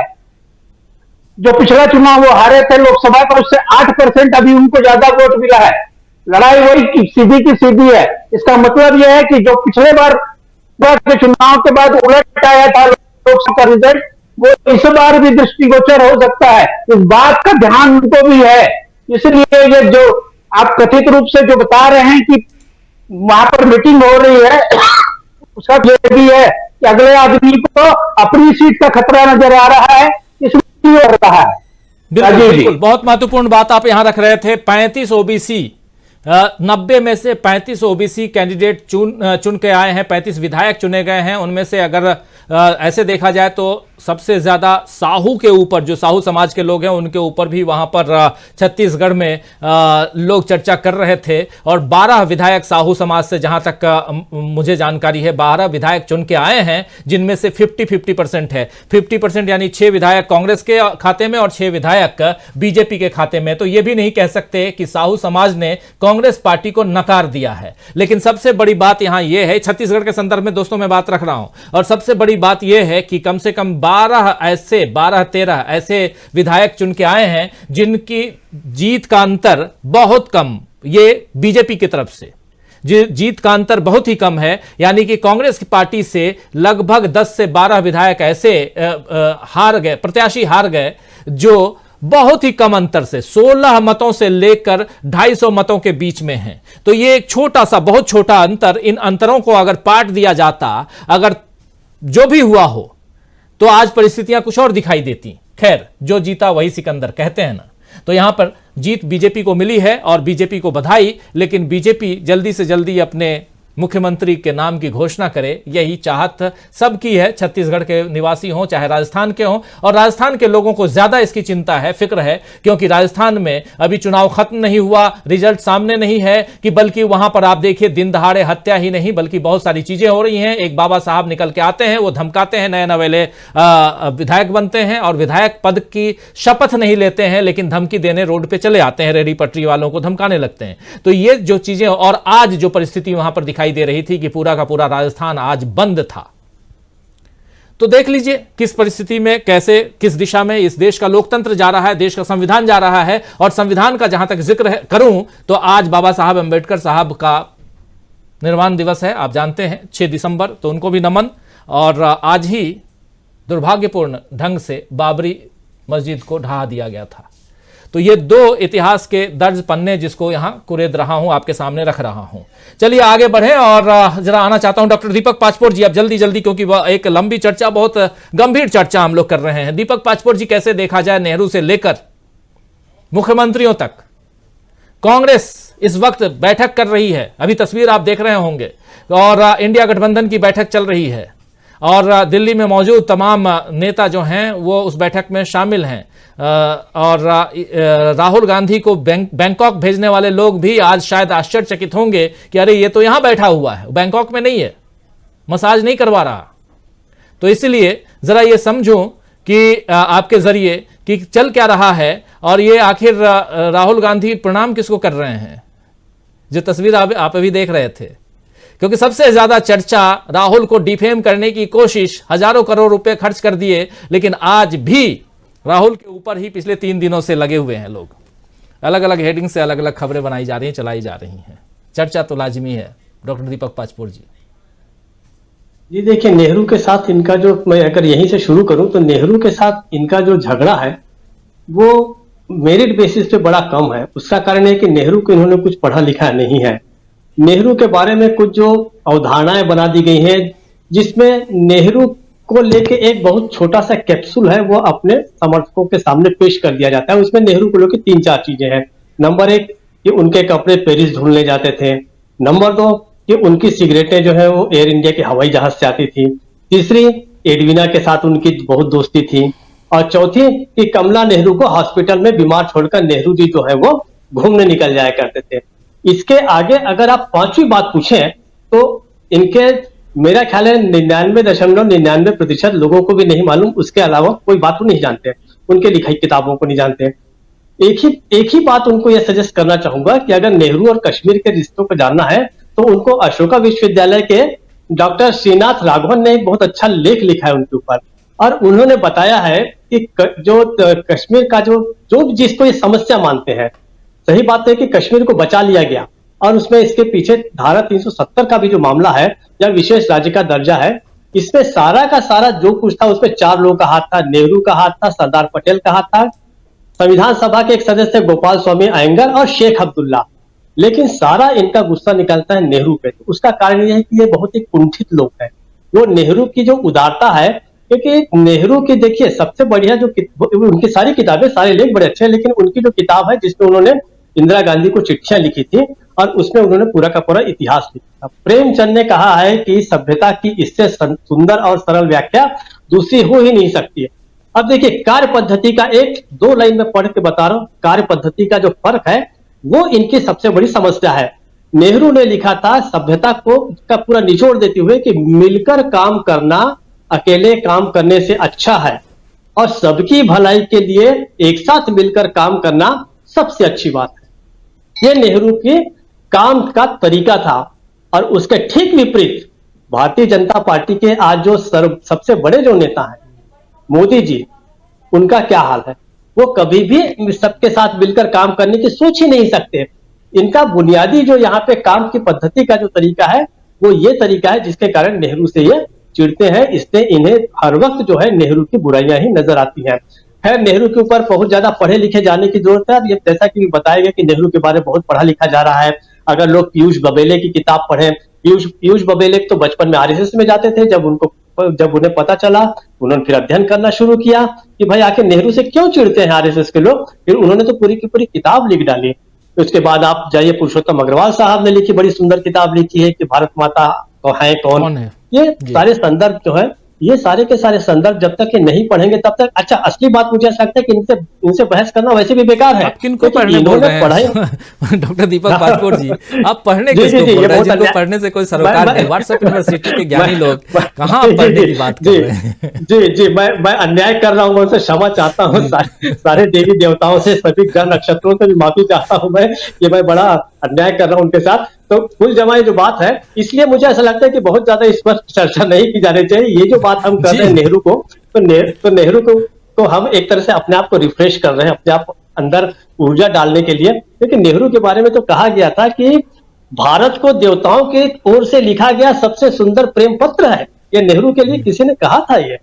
तो खैर छोड़िए नेहरू को और आरएसएस और भारतीय जनता पार्टी, उनकी सरकार, मोदी जी और अमित शाह जी को उनके ही हाल पे छोड़ दिया जाए। मैं केवल इसके ऊपर कहूंगा कि अब जो भारतीय जनता पार्टी में तीनों राज्यों में जो है, याद कीजिए जब बहुत सारे सांसदों को भेजा गया था इन राज्यों में चुनाव लड़ने के लिए, तब हम सबने इस तरीके की आशंका जाहिर की थी कि भारतीय जनता पार्टी चाहे हारे चाहे जीते, उसमें शीर्ष नेतृत्व के लिए राज्य स्तर पे जो झगड़ा मचेगा। अब मुझे लगता है कि उसकी जो शुरुआत है ये हो रही है। अब देखने की बात यह है कि किसे मुख्यमंत्री कहां पर बनाया जाता है। अगर मैं छत्तीसगढ़ की बात करूं, जिसके बारे में मेरे पास सबसे ज्यादा बेहतर ढंग से कह सकता हूं, तो यहाँ पे मुझे लगता है कि रमन सिंह 3 बार के मुख्यमंत्री रह चुके हैं, लेकिन आप उनको अगर बनाएंगे तो सारे के सारे उस ओबीसी कार्ड का क्या होगा, जिसके लिए अरुण साव को बाकायदे सांसदी छोड़ के और उनको एक 1.5 साल का उनकी मेहनत है छत्तीसगढ़ में, वो अध्यक्ष बन के उन्होंने यहाँ पर जो काम किया उसके कारण भारतीय जनता पार्टी सत्ता में लौटी है। परंपरा भी यही है कि 2003 के पहले रमन सिंह को भी वो राज्य मंत्री थे केंद्र में, उनको वहां से त्याग पत्र दिला के भेजा गया था छत्तीसगढ़, उनको बाकायदे उन्हीं के हाथ में कमान सौंपी गई। तो उस परंपरा का अगर निर्वाह करते हैं तो अरुण साव को बनाया जाना चाहिए। लेकिन अब तीसरी ऐसे बहुत सारे जो चेहरे हैं वो सामने आ रहे हैं, तो मुझे ऐसा लगता है कि काफी एक मशक्कत का काम होगा भारतीय जनता पार्टी के पास। लेकिन कुल जमा इतना जो विलंब हो रहा है, और एक नहीं 3 राज्यों में हो रहा है, तो ऐसा लगता है कि समस्या केवल एक राज्य में नहीं 3 राज्य में होगी। और अब देखने की बात होगी कि कौन कहां पर मुख्यमंत्री बनता है। मुख्यमंत्री भी बन जाएंगे, ऐसा तो है नहीं कि पद हमेशा के लिए खाली रहेगा, लेकिन एक तरह से समस्या बनी रहेगी। और आंतरिक जो विरोध है, इस तरीके की समस्या के साथ ही कोई भी मुख्यमंत्री को काम करना पड़ेगा।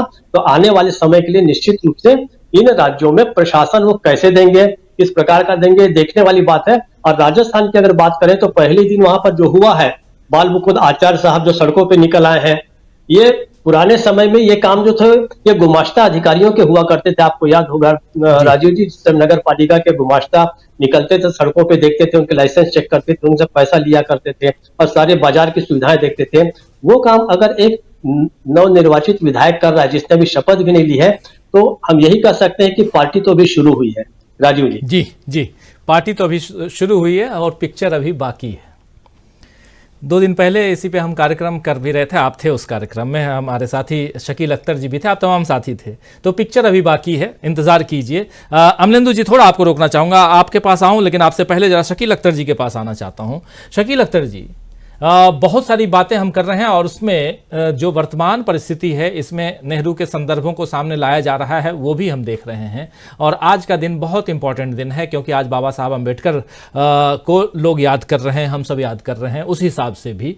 और देखिए कि कितना सुंदर, कितना अच्छा दिन है इस लिहाज से कि आज जो संवैधानिक परंपरा अपनी है उसको भी बरकरार रखना, खासकर बाबा साहब को याद करके तो रखने की इच्छा जागृत तो होनी ही चाहिए।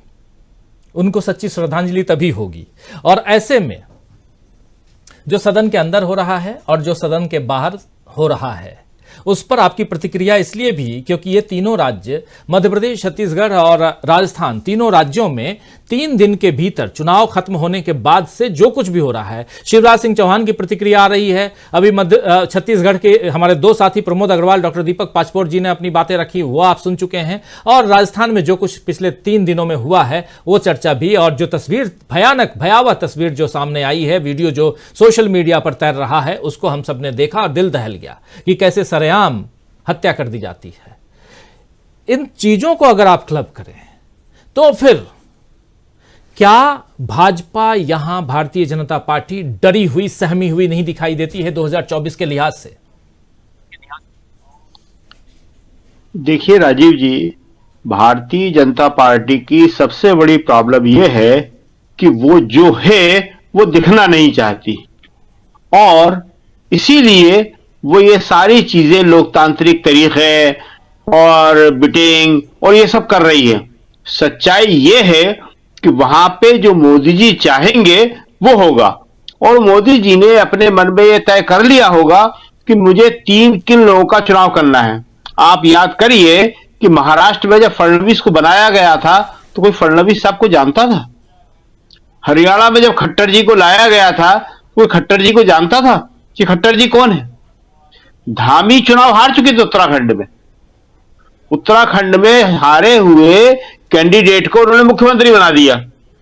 तो आज की तारीख में इन 3 राज्यों में कौन बनेगा? झारखंड रघुवर दास थे। जी हां, तो इन 3 राज्यों में कौन बनेगा?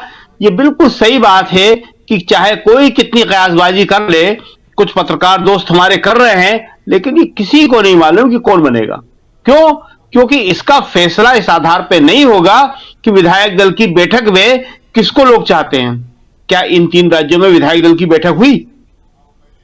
कांग्रेस में कहते थे कि हाईकमान चुनता है, मगर उससे पहले कांग्रेस अपना ऑब्जर्वर पहुंचाती थी, वहां पे विधायक दल की बैठक होती थी, सबसे मुलाकात होती थी, बातचीत होती थी, और फिर ऑब्जर्वर जाके वहां हाईकमान को बताता था कि ये जो विधायकों ने कहा है, और फिर वहां से कहा जाता था कि विधायकों की राय और हाईकमान की मर्जी से हम इसको चुन रहे हैं।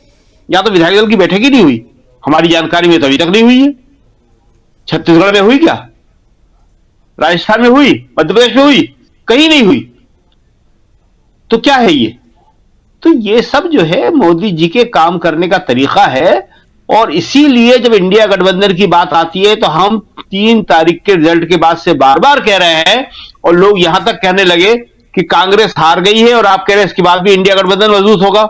हम कहते हैं हां, क्योंकि कांग्रेस की हार से भी जो विपक्षी दल है उनकी समझ में यह आ गया कि इतनी मजबूत कांग्रेस भी हार सकती है, 40% वोट लेके भी हार सकती है, बीजेपी से 10 लाख ज्यादा वोट लेके भी हार सकती है, तो फिर हम कहां ठहरेंगे?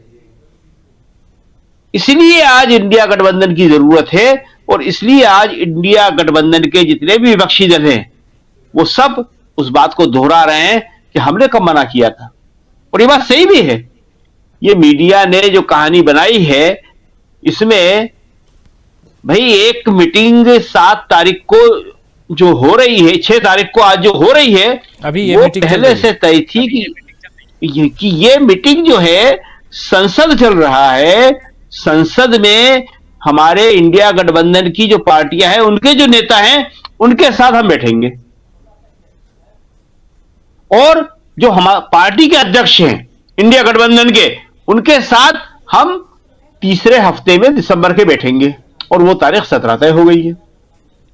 आज आप देख रहे हैं कि नीतीश कितनी जोर दे के कह रहे हैं क्यों नहीं जाऊंगा मैं वहां पे। तो कोई भी दल उनमें से ऐसा नहीं है जिसने ये कहा हो कि मैं इंडिया गठबंधन से विड्रॉ कर रहा हूं। आज के अखबार आप जितने उठा के हैं सब देख लीजिए, टीवी चैनल देख लीजिए, वो एक ही बात बार बार कह रहे हैं कि इंडिया गठबंधन फेल हो गया। क्यों? क्योंकि वो इस बात को अच्छी तरह जानते हैं कि अगर इंडिया गठबंधन बना रहा तो मोदी जी के लिए एक बहुत बड़ी समस्या आ जाएगी। तो मोदी जी को बचाने बने रहिए, परिचर्चा अभी जारी है। वीडियो को लाइक और शेयर कर दीजिए और चैनल को सब्सक्राइब कर लीजिए। आइए आगे सुनते हैं इस परिचर्चा के लिए।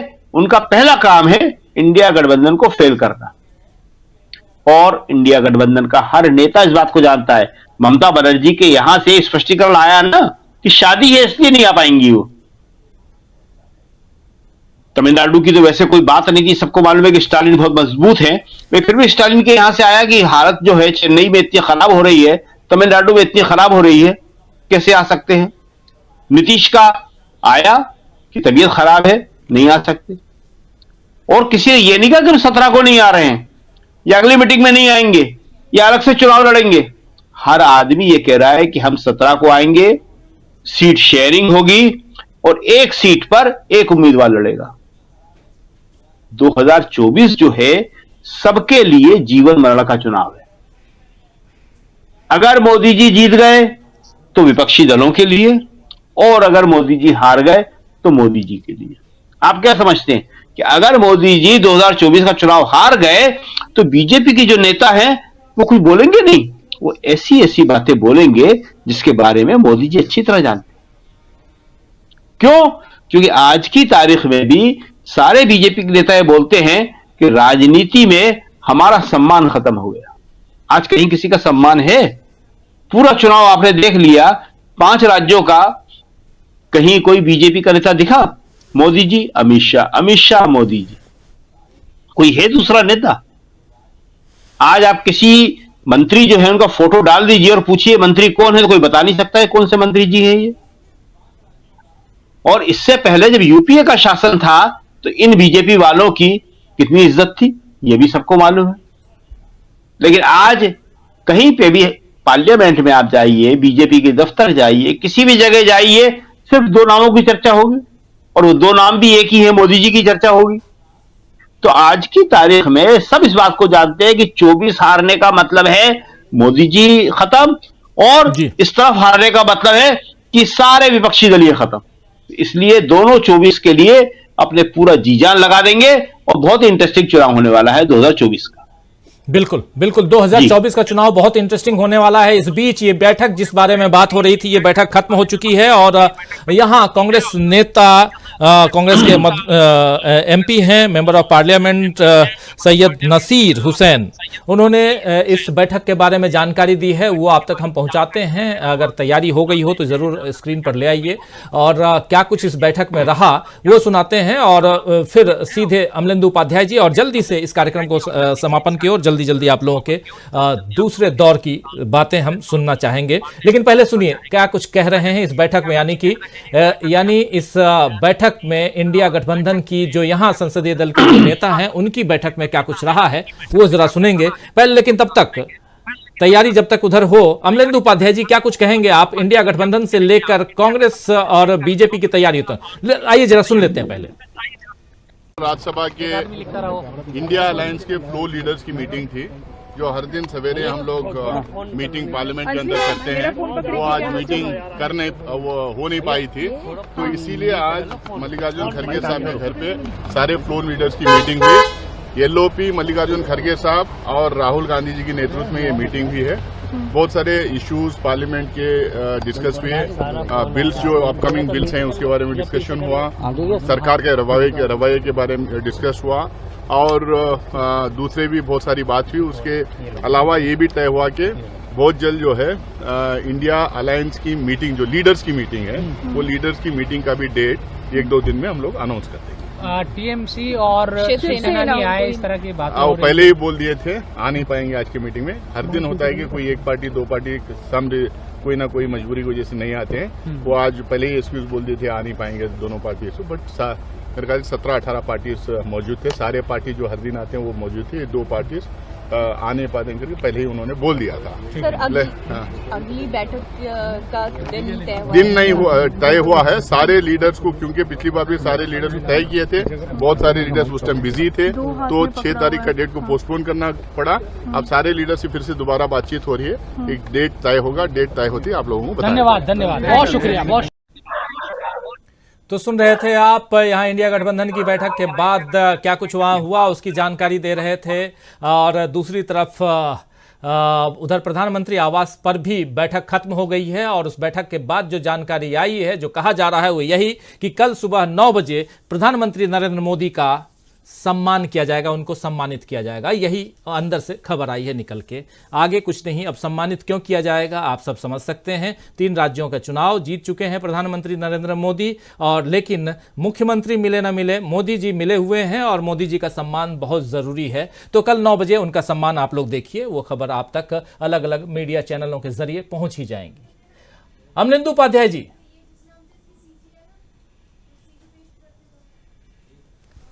अनम्यूट कीजिए प्लीज, अनम्यूट कीजिए। ऑडियो नहीं आ रही, आपकी आवाज नहीं आ रही है, जरा आना चाहता हूं। प्रशांत टंडन जी आपके पास, तब तक अमलेंदु जी रिज्वाइन कीजिए। प्रशांत जी। जी राजीव जी, जो चर्चा हो रही है उसमें 2 बातें मैं जोड़ूं, लेकिन उसके पहले कि जो राहुल गांधी के विदेश जाने की बात की अफवाह जिस चैनल ने चलाई, उस चैनल पे बड़ा तरस आता है। वहाँ बड़े तजुर्बेकार लोग हैं, और ऐसी गलतियां क्या वो करते हैं या उनसे करवाई जाती है या कोई मजबूरी है, बड़ी अजीब सी बात लगती है। अब उसके बड़े सारे किस्से हैं उनके, लेकिन वो मैं यहाँ अभी नहीं कहूँगा।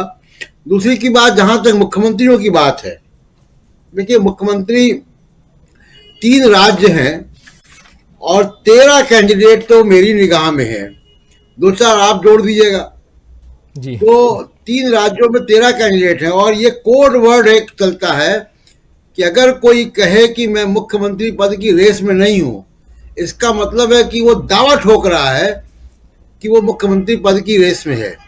और शिवराज सिंह चौहान 4 बार मुख्यमंत्री रहने के बाद इतने छोटे नेता अब नहीं हैं और खासकर इस जीत के बाद जिसमें उनको किनारे कर दिया गया था और वो जीत वो लेकर आए हैं, वो इतने छोटे नेता नहीं है कि उनको आप केंद्र में बुलाकर मछली पालन या बाढ़ नियंत्रण मंत्रालय दे देंगे। ये नहीं हो सकता। ये होगा तो बहुत शोर मचेगा बीजेपी के अंदर भी। दूसरी बात, अब देखिए मैं लिस्ट पढ़ देता हूँ आपको, आप भी बताइए, 2-4 नाम आपके पास भी जाएंगे। मध्य प्रदेश में शिवराज सिंह चौहान, नरेंद्र सिंह तोमर, कैलाश विजयवर्गीय, हेलीकॉप्टर की चाहत, विधायक को हेलीकॉप्टर नहीं मिलता, तो ज्योतिरादित्य सिंधिया, प्रहलाद पटेल, बी.डी. शर्मा, 6 कैंडिडेट, हो सकता 2-4 और हो। राजस्थान वसुंधरा राजे, बालकनाथ, वहां के राजस्थान के योगी आदित्यनाथ, गजेंद्र सिंह शेखावत, दिया कुमारी, किशोरी लाल मीणा। उसके बाद देखिए छत्तीसगढ़ रमन सिंह, अरुण साव, ओपी चौधरी। तो 3 राज्य 13 कैंडिडेट, अभी और भी होंगे। तो ये ओलंपियाड चल रहा है, उस ओलंपियाड को 3-4 दिन हम लोग देखेंगे, इतना जल्दी से आसानी से फैसला भी नहीं होगा। अब रही बात की जो मैंडेट है और कांग्रेस की रणनीति, क्या देखिए बड़ी साफ सी बात है राजीव जी कि 40% वोट आया है कांग्रेस को, और उसके बाद 4,90,00,000 वोट है, 9.5 लाख वोट बीजेपी से ज्यादा है। जरा इसकी तुलना करें हम कि ये जो वोट आया है, कांग्रेस किन मुद्दों पर चुनाव में गई और बीजेपी किन मुद्दों पर चुनाव में गई, और इससे दूध का दूध पानी का पानी हो जाता है। बीजेपी गई चुनाव में ध्रुवीकरण के मुद्दे को लेके और साफ साफ कहें कि हिंदू मुसलमान के मुद्दे को लेके। ईडी, सीबीआई, इनकम टैक्स, निष्क्रिय चुनाव आयोग और ये जो मीडिया जो राहुल गांधी को विदेश भेज रहा है, उन सब के सहयोग से बीजेपी गई। तब बीजेपी को इस चुनाव में 9 सरकारें बन गई 3 जगह, लेकिन बहुमत आ गया। सरकारें तो अभी नहीं बनी, बहुमत आ गया। अब उसके बाद बीजेपी को फिर भी 9 लाख वोट कम मिले, 9.5 लाख वोट कम मिले कांग्रेस से। कांग्रेस किन मुद्दों पर गई?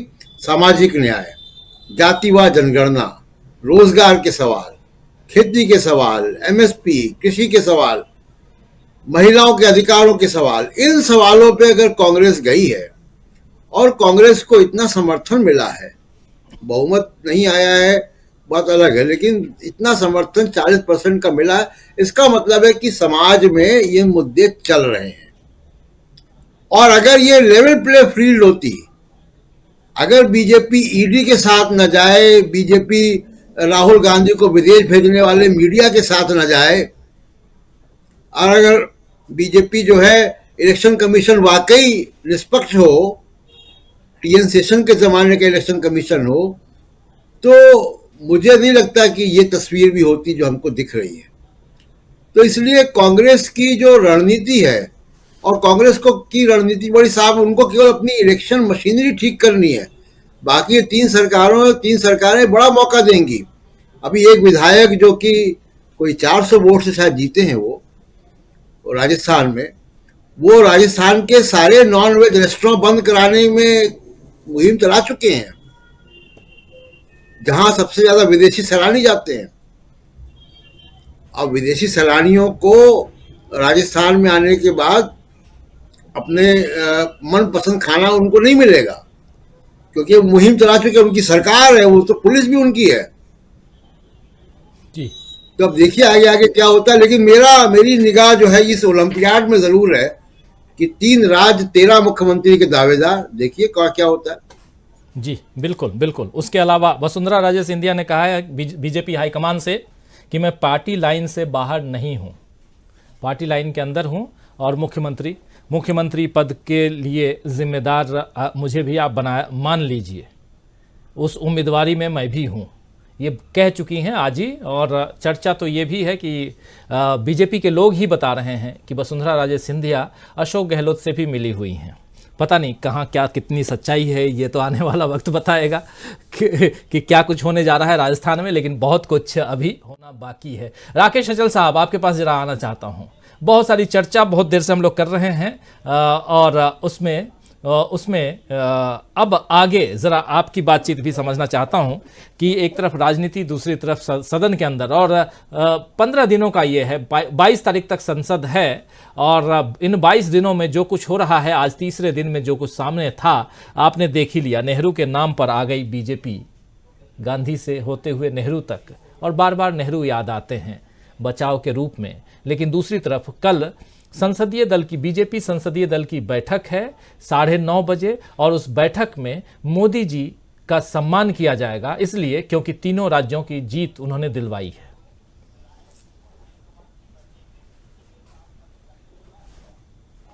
जनता पार्टी का असली जो चेहरा है, हाँ, ये भारतीय जनता पार्टी का जो चेहरा है वो आपको 22 तारीख तक असली चेहरा जो 2024 के चुनाव के लिए तैयार किया गया, एक मुखौटा हर बार बनाना पड़ता है, वो आपको दिखाई दे जाएगा। संक्षेप में मैं सिर्फ इतना कहना चाहता हूं कि इधर तो 1 अनार 100 बीमार वाली बात है, तो इसको आप छोड़ दीजिए, ये जो रहस्य का पर्दा है कल परसों तक हट जाएगा। तो जो दूसरी सबसे बड़ी बात यह है, भारतीय जनता पार्टी के अंदर ये 3 राज्य जीतने के बाद भी जो घबराहट है वो दूर क्यों नहीं हो रही है, उसकी वजह बहुत मोटी सी है कि 2019 में भारतीय जनता पार्टी ने अपने गठबंधन के साथ 45% वोट हासिल किया था।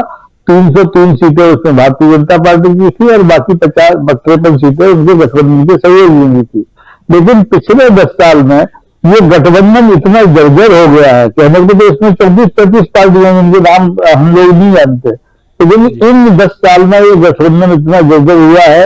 सबसे बड़ी सहयोगी पार्टी शिवसेना गायब, दूसरी अकाली पार्टी गायब, और ऐसी छोटी छोटी तमाम पार्टियां चली गई हैं। तो भारतीय जनता पार्टी को अब ये डर सता रहा है कि 8 महीने में कहीं उसकी पोजीशन 2019 के चुनाव में जो 37-38% वोट मिले थे वो भी कायम रह पाएंगे कि नहीं, क्योंकि अब बंगाल में जहां से 18 सीटें पिछली बार भारतीय जनता पार्टी जीती थी, वहां ममता बनर्जी बहुत मजबूत पोजीशन में है। ऐसे ही आप बिहार में हैं, ये कर्नाटक और तेलंगाना तो नया दरवाजा खुल गया है, तो उसकी हवा खुश्क हो गई है। और ये घबराहट, चाहे आप अभिनंदन के रूप में आप छिपाने की कोशिश करना मान लें भारतीय जनता पार्टी की, और चाहे नेहरू जी को सामने खड़ा करके एक उनका पुतला बना करके लोगों को अब डराने की, भ्रमित करने की कोशिश करना, लेकिन होना वही है जो तय हो चुका है।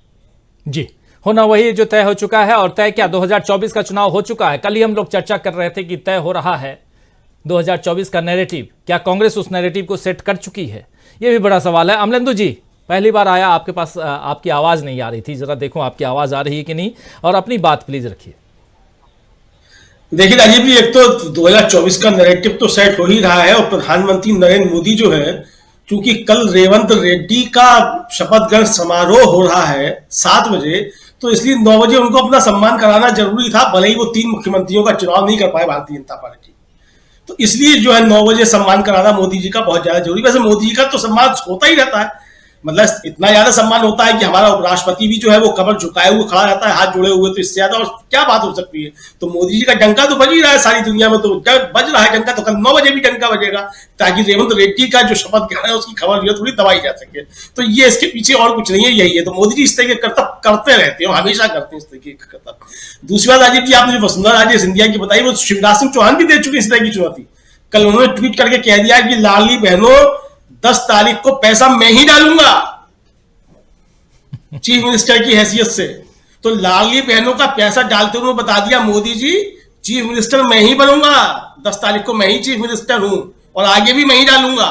जैसे मोदी जी बता रहे हैं कि मैं ही झंडा फहराऊंगा 15 अगस्त 2024 को, तो शिवराज सिंह ने भी कह दिया कि मोदी जी ये पैसा लाडली बहनों का मैं ही डालूंगा, योजना मेरी थी, आपने तो इसका नाम भी नहीं दिया था। तो ये बता दिया राजीव जी कुल मिलाकर के। अब जो बात जो राजीव जी संसद में हुई है, एक तो ये कि धारा 370 हटे हुए 4 साल हो चुके हैं, 5 अगस्त 2019 को हटी, तब से ये सरकार क्या कर रही थी वो तो सवाल है ही, सुप्रीम कोर्ट में क्या चल रहा है उसके सवाल अलग है, कि सुप्रीम कोर्ट ने अगर इसको खारिज कर दिया तो वो सवाल सारे अलग है। मसला ये है राजीव जी कि 1946 में पंडित नेहरू जो थे कश्मीर गए थे और राजा हरि सिंह गौर ने पंडित नेहरू को गिरफ्तार करवा दिया था, और गिरफ्तारी नहीं करवा लिया था, जब सर गिरफ्तारी उनकी हुई थी तो हरि सिंह गौर की सेना की जो संतरी थे उनकी बर्छियां जो थी पंडित नेहरू की पसलियों में लगी थी जाकर के, तो अमित शाह जी पैदा नहीं हुए थे, बहुत अच्छी बात है, अमित शाह जी पैदा नहीं हुए थे, मगर सावरकर पैदा हो चुके थे। ये उस समय की बात है जब मुस्लिम लीग के साथ जो है आप सरकार बना चुके थे, हिंदू महासभा, पश्चिम बंगाल था, बंगाल और सिंध में आप बना चुके थे। ये उस समय की बात है। तो अमित शाह जी पैदा हुए नहीं हुए थे, बहुत अच्छी बात है, पैदा नहीं हुए थे, वरना ये काम अमित शाह जी को भी करने पड़ते, जो उस समय सावरकर कर रहे थे या श्यामा प्रसाद मुखर्जी कर रहे थे, वो सब करने पड़ते थे। जो 370 की बात हो रही है, तो पंडित नेहरू तो देश में भी नहीं थे जब 370 पारित हुई। ये तो श्यामा प्रसाद मुखर्जी पंडित जब उन्होंने सरदार पटेल ने मिलकर करवाई थी, तो कोसो श्यामा प्रसाद मुखर्जी को कि श्यामा प्रसाद मुखर्जी ने 370 क्यों पारित करवाई। इसीलिए तो अधीर रंजन चौधरी कह रहे थे कि एक दिन का समय ले लीजिए या दूध का दूध पानी का पानी कर लेते हैं। जी राजीव जी, तो जो दीपक जी कह रहे थे, तो ये 12वीं के बाद इंटर करने वाले जो है पंडित नेहरू को बहस नहीं कर सकते, क्योंकि ये सारी चीजें फिर निकल करके आएंगी कि श्यामा प्रसाद मुखर्जी थे वो 370 पास करवा रहे थे, पंडित नेहरू को गिरफ्तार कराया था हरि सिंह को, और ये सारी चीजें सामने आएंगी। तो ये चूंकि इतिहास लोगों के सामने नहीं आए और लोग 12वीं के बाद इंटर करते रहे, तो इसलिए ये सारी बातें की जाती, तो आज 12वीं के बाद इंटर की भी सारी बातें हो रही थी। तो ये सब चीजें राजीव जी चलती रहेंगी। मुझे लगता है कि जो प्रशांत जी ने कहा वो बेहतरीन बात है कि कांग्रेस ने जो वोट हासिल किए हैं भारतीय जनता पार्टी से ज्यादा, अगर आप उसमें से तेलंगाना को अलग भी कर दें, हिंदी पट्टी की ही अगर बात करें, तो हिंदी पट्टी में ही कांग्रेस के वोट भारतीय जनता पार्टी से 2 या 2.5% ही कम है, सिर्फ हिंदी पट्टी की अगर बात करें। तो यहां जो वोट मिला है राजीव जी, जाहिर सी बात है कि भारतीय जनता पार्टी को जो वोट मिला है वो तो मिला है राम मंदिर के नाम पे, वो तो मिला है सांप्रदायिक ध्रुवीकरण के नाम पे। तो कांग्रेस को जो वोट मिला वो इस नाम पे तो मिला नहीं है। तो भारतीय जनता पार्टी का जो 2024 का दांव था वो तो चल चुकी ना इन विधानसभा चुनाव में, इसके बाद क्या लेकर के आएगी, यही तो दांव होगा ना। तो आपको इतना ही वोट मिलेगा जो मिल चुका आपको इन राज्यों में। कांग्रेस जिन मुद्दों को लेकर के गई थी, वो मुद्दे चूंकि अभी बहुत से लोगों को स्पष्ट नहीं हो पाए थे, वो मुद्दे और स्पष्ट होंगे।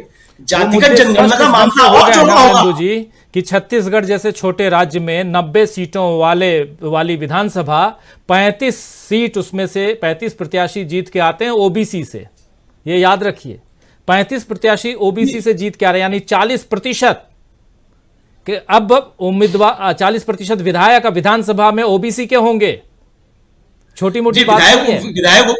विधायक ओबीसी के होंगे राजीव जी। दूसरी बात यह कि तेलंगाना में वायदा करके आए थे कि ओबीसी चीफ मिनिस्टर बनाएंगे, तो शिवराज सिंह अगर जबरदस्ती बन जाए तो बन जाए, वरना आप किस ओबीसी को बनाएंगे इन तीनों राज्यों में, बता दीजिए। इस बीच एक खबर दे दूं, कार्यक्रम को अब जल्दी से आगे बढ़ाते हैं और खत्म की ओर बढ़ते हैं। रेवंत रेड्डी का कल शपथ ग्रहण है 1:04 पे, दिन में 1:04 पे, 5 नहीं 1:04 पे रेवंत रेड्डी शपथ ले रहे हैं।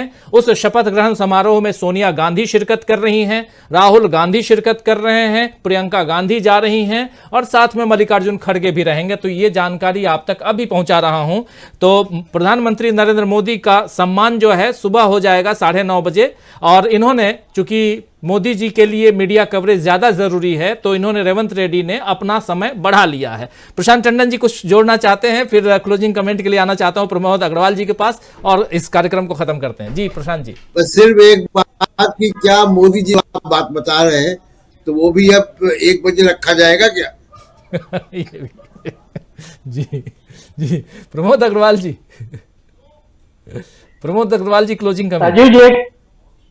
एक क्लोजिंग कमेंट बस ये कहना चाहता हूं कि आज बाबा साहब का परिनिर्वाण दिवस है। छत्तीसगढ़ में मेरे पास ऐसा एक भी फोटो या ट्वीट नहीं है नवनिर्वाचित किसी भी विधायक का भारतीय जनता पार्टी के, कि उन्होंने बाबा साहब को श्रद्धांजलि भी दी हो।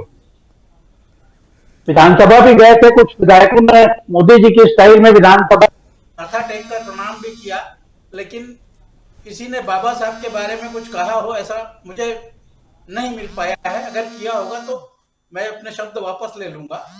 दूसरी बात इसी मुद्दे पर और कहना चाहता हूं कि करणी सेना के कार्यकर्ताओं ने एक्चुअली आपके उस पर कॉल आ रहा है, तो इसलिए आवाज नहीं आ रही है आपकी, अच्छे से क्लियर आवाज नहीं आ रही है, प्लीज उसको बंद कीजिए। जी सेना के करणी सेना के कार्यकर्ताओं ने और पदाधिकारियों ने कहा है कि हमको पकड़ने से मतलब नहीं है, कुछ मतलब नहीं है, जिन्होंने सुखदेव को मारा है उसका इनकाउंटर कर दो। मतलब ये बात उस दिन कही जा रही है जिस दिन संविधान के रचयिता का निधन हुआ था, और जिस दिन से छत्तीसगढ़ में चुनाव खत्म हुए हैं अगले दिन जैसे ही बीजेपी का बहुमत आया है तो राजधानी में ही बुलडोजर चलने लगे हैं बिना किसी कानून के। उस प्रशासन से ये कोई नहीं पूछ रहा कि कल तक ये क्यों नहीं चला रहे थे, आज क्यों चला रहे। बिल्कुल, ये किस कानून के अंतर्गत होता है। तो बाबा साहब को कैसी श्रद्धांजलि दी जा रही है, ये मतलब अंचल में दिख रहा है, और नेहरू जी को कैसी श्रद्धांजलि दी जा रही है संसद में दिख रहा है। बिल्कुल बिल्कुल, आप सही कह रहे हैं। इस बीच ईवीएम पे चर्चा भी जरूरी है और उस पर कल जरूर चर्चा करेंगे हम लोग, क्योंकि ईवीएम का मसला और जो मतगणना का मसला ये सब सुप्रीम कोर्ट पहुंच चुका है। तो इस मसले पर भी आज चाह तो रहा था मैं, लेकिन बहुत सारी बातें सदन से भी आ गई, संसद से आ गई और उधर दो बैठकें हो गई, तो उस पर हमने चर्चा आज नहीं की। समय बहुत ज्यादा आप लोगों का ले चुका हूं, लेकिन ईवीएम पे कल जरूर चर्चा करेंगे हम। और आशा है ये कार्यक्रम आपको पसंद आया होगा। इस वीडियो को ज्यादा से ज्यादा शेयर करें, लाइक करें और कमेंट करके बताएं आपकी राय क्या है। और अगर आपने हमारा यूट्यूब चैनल पर सब्सक्राइब नहीं किया है तो तुरंत इसको सब्सक्राइब कर लीजिए और बेल आइकन भी दबा दीजिएगा, ताकि अगली जब वीडियो अपलोड हो तो आपके पास इसका नोटिफिकेशन पहुंच सके। और अगर आपने हमारा फेसबुक पेज फॉलो नहीं किया है, फेसबुक पेज को भी फॉलो करें। धन्यवाद।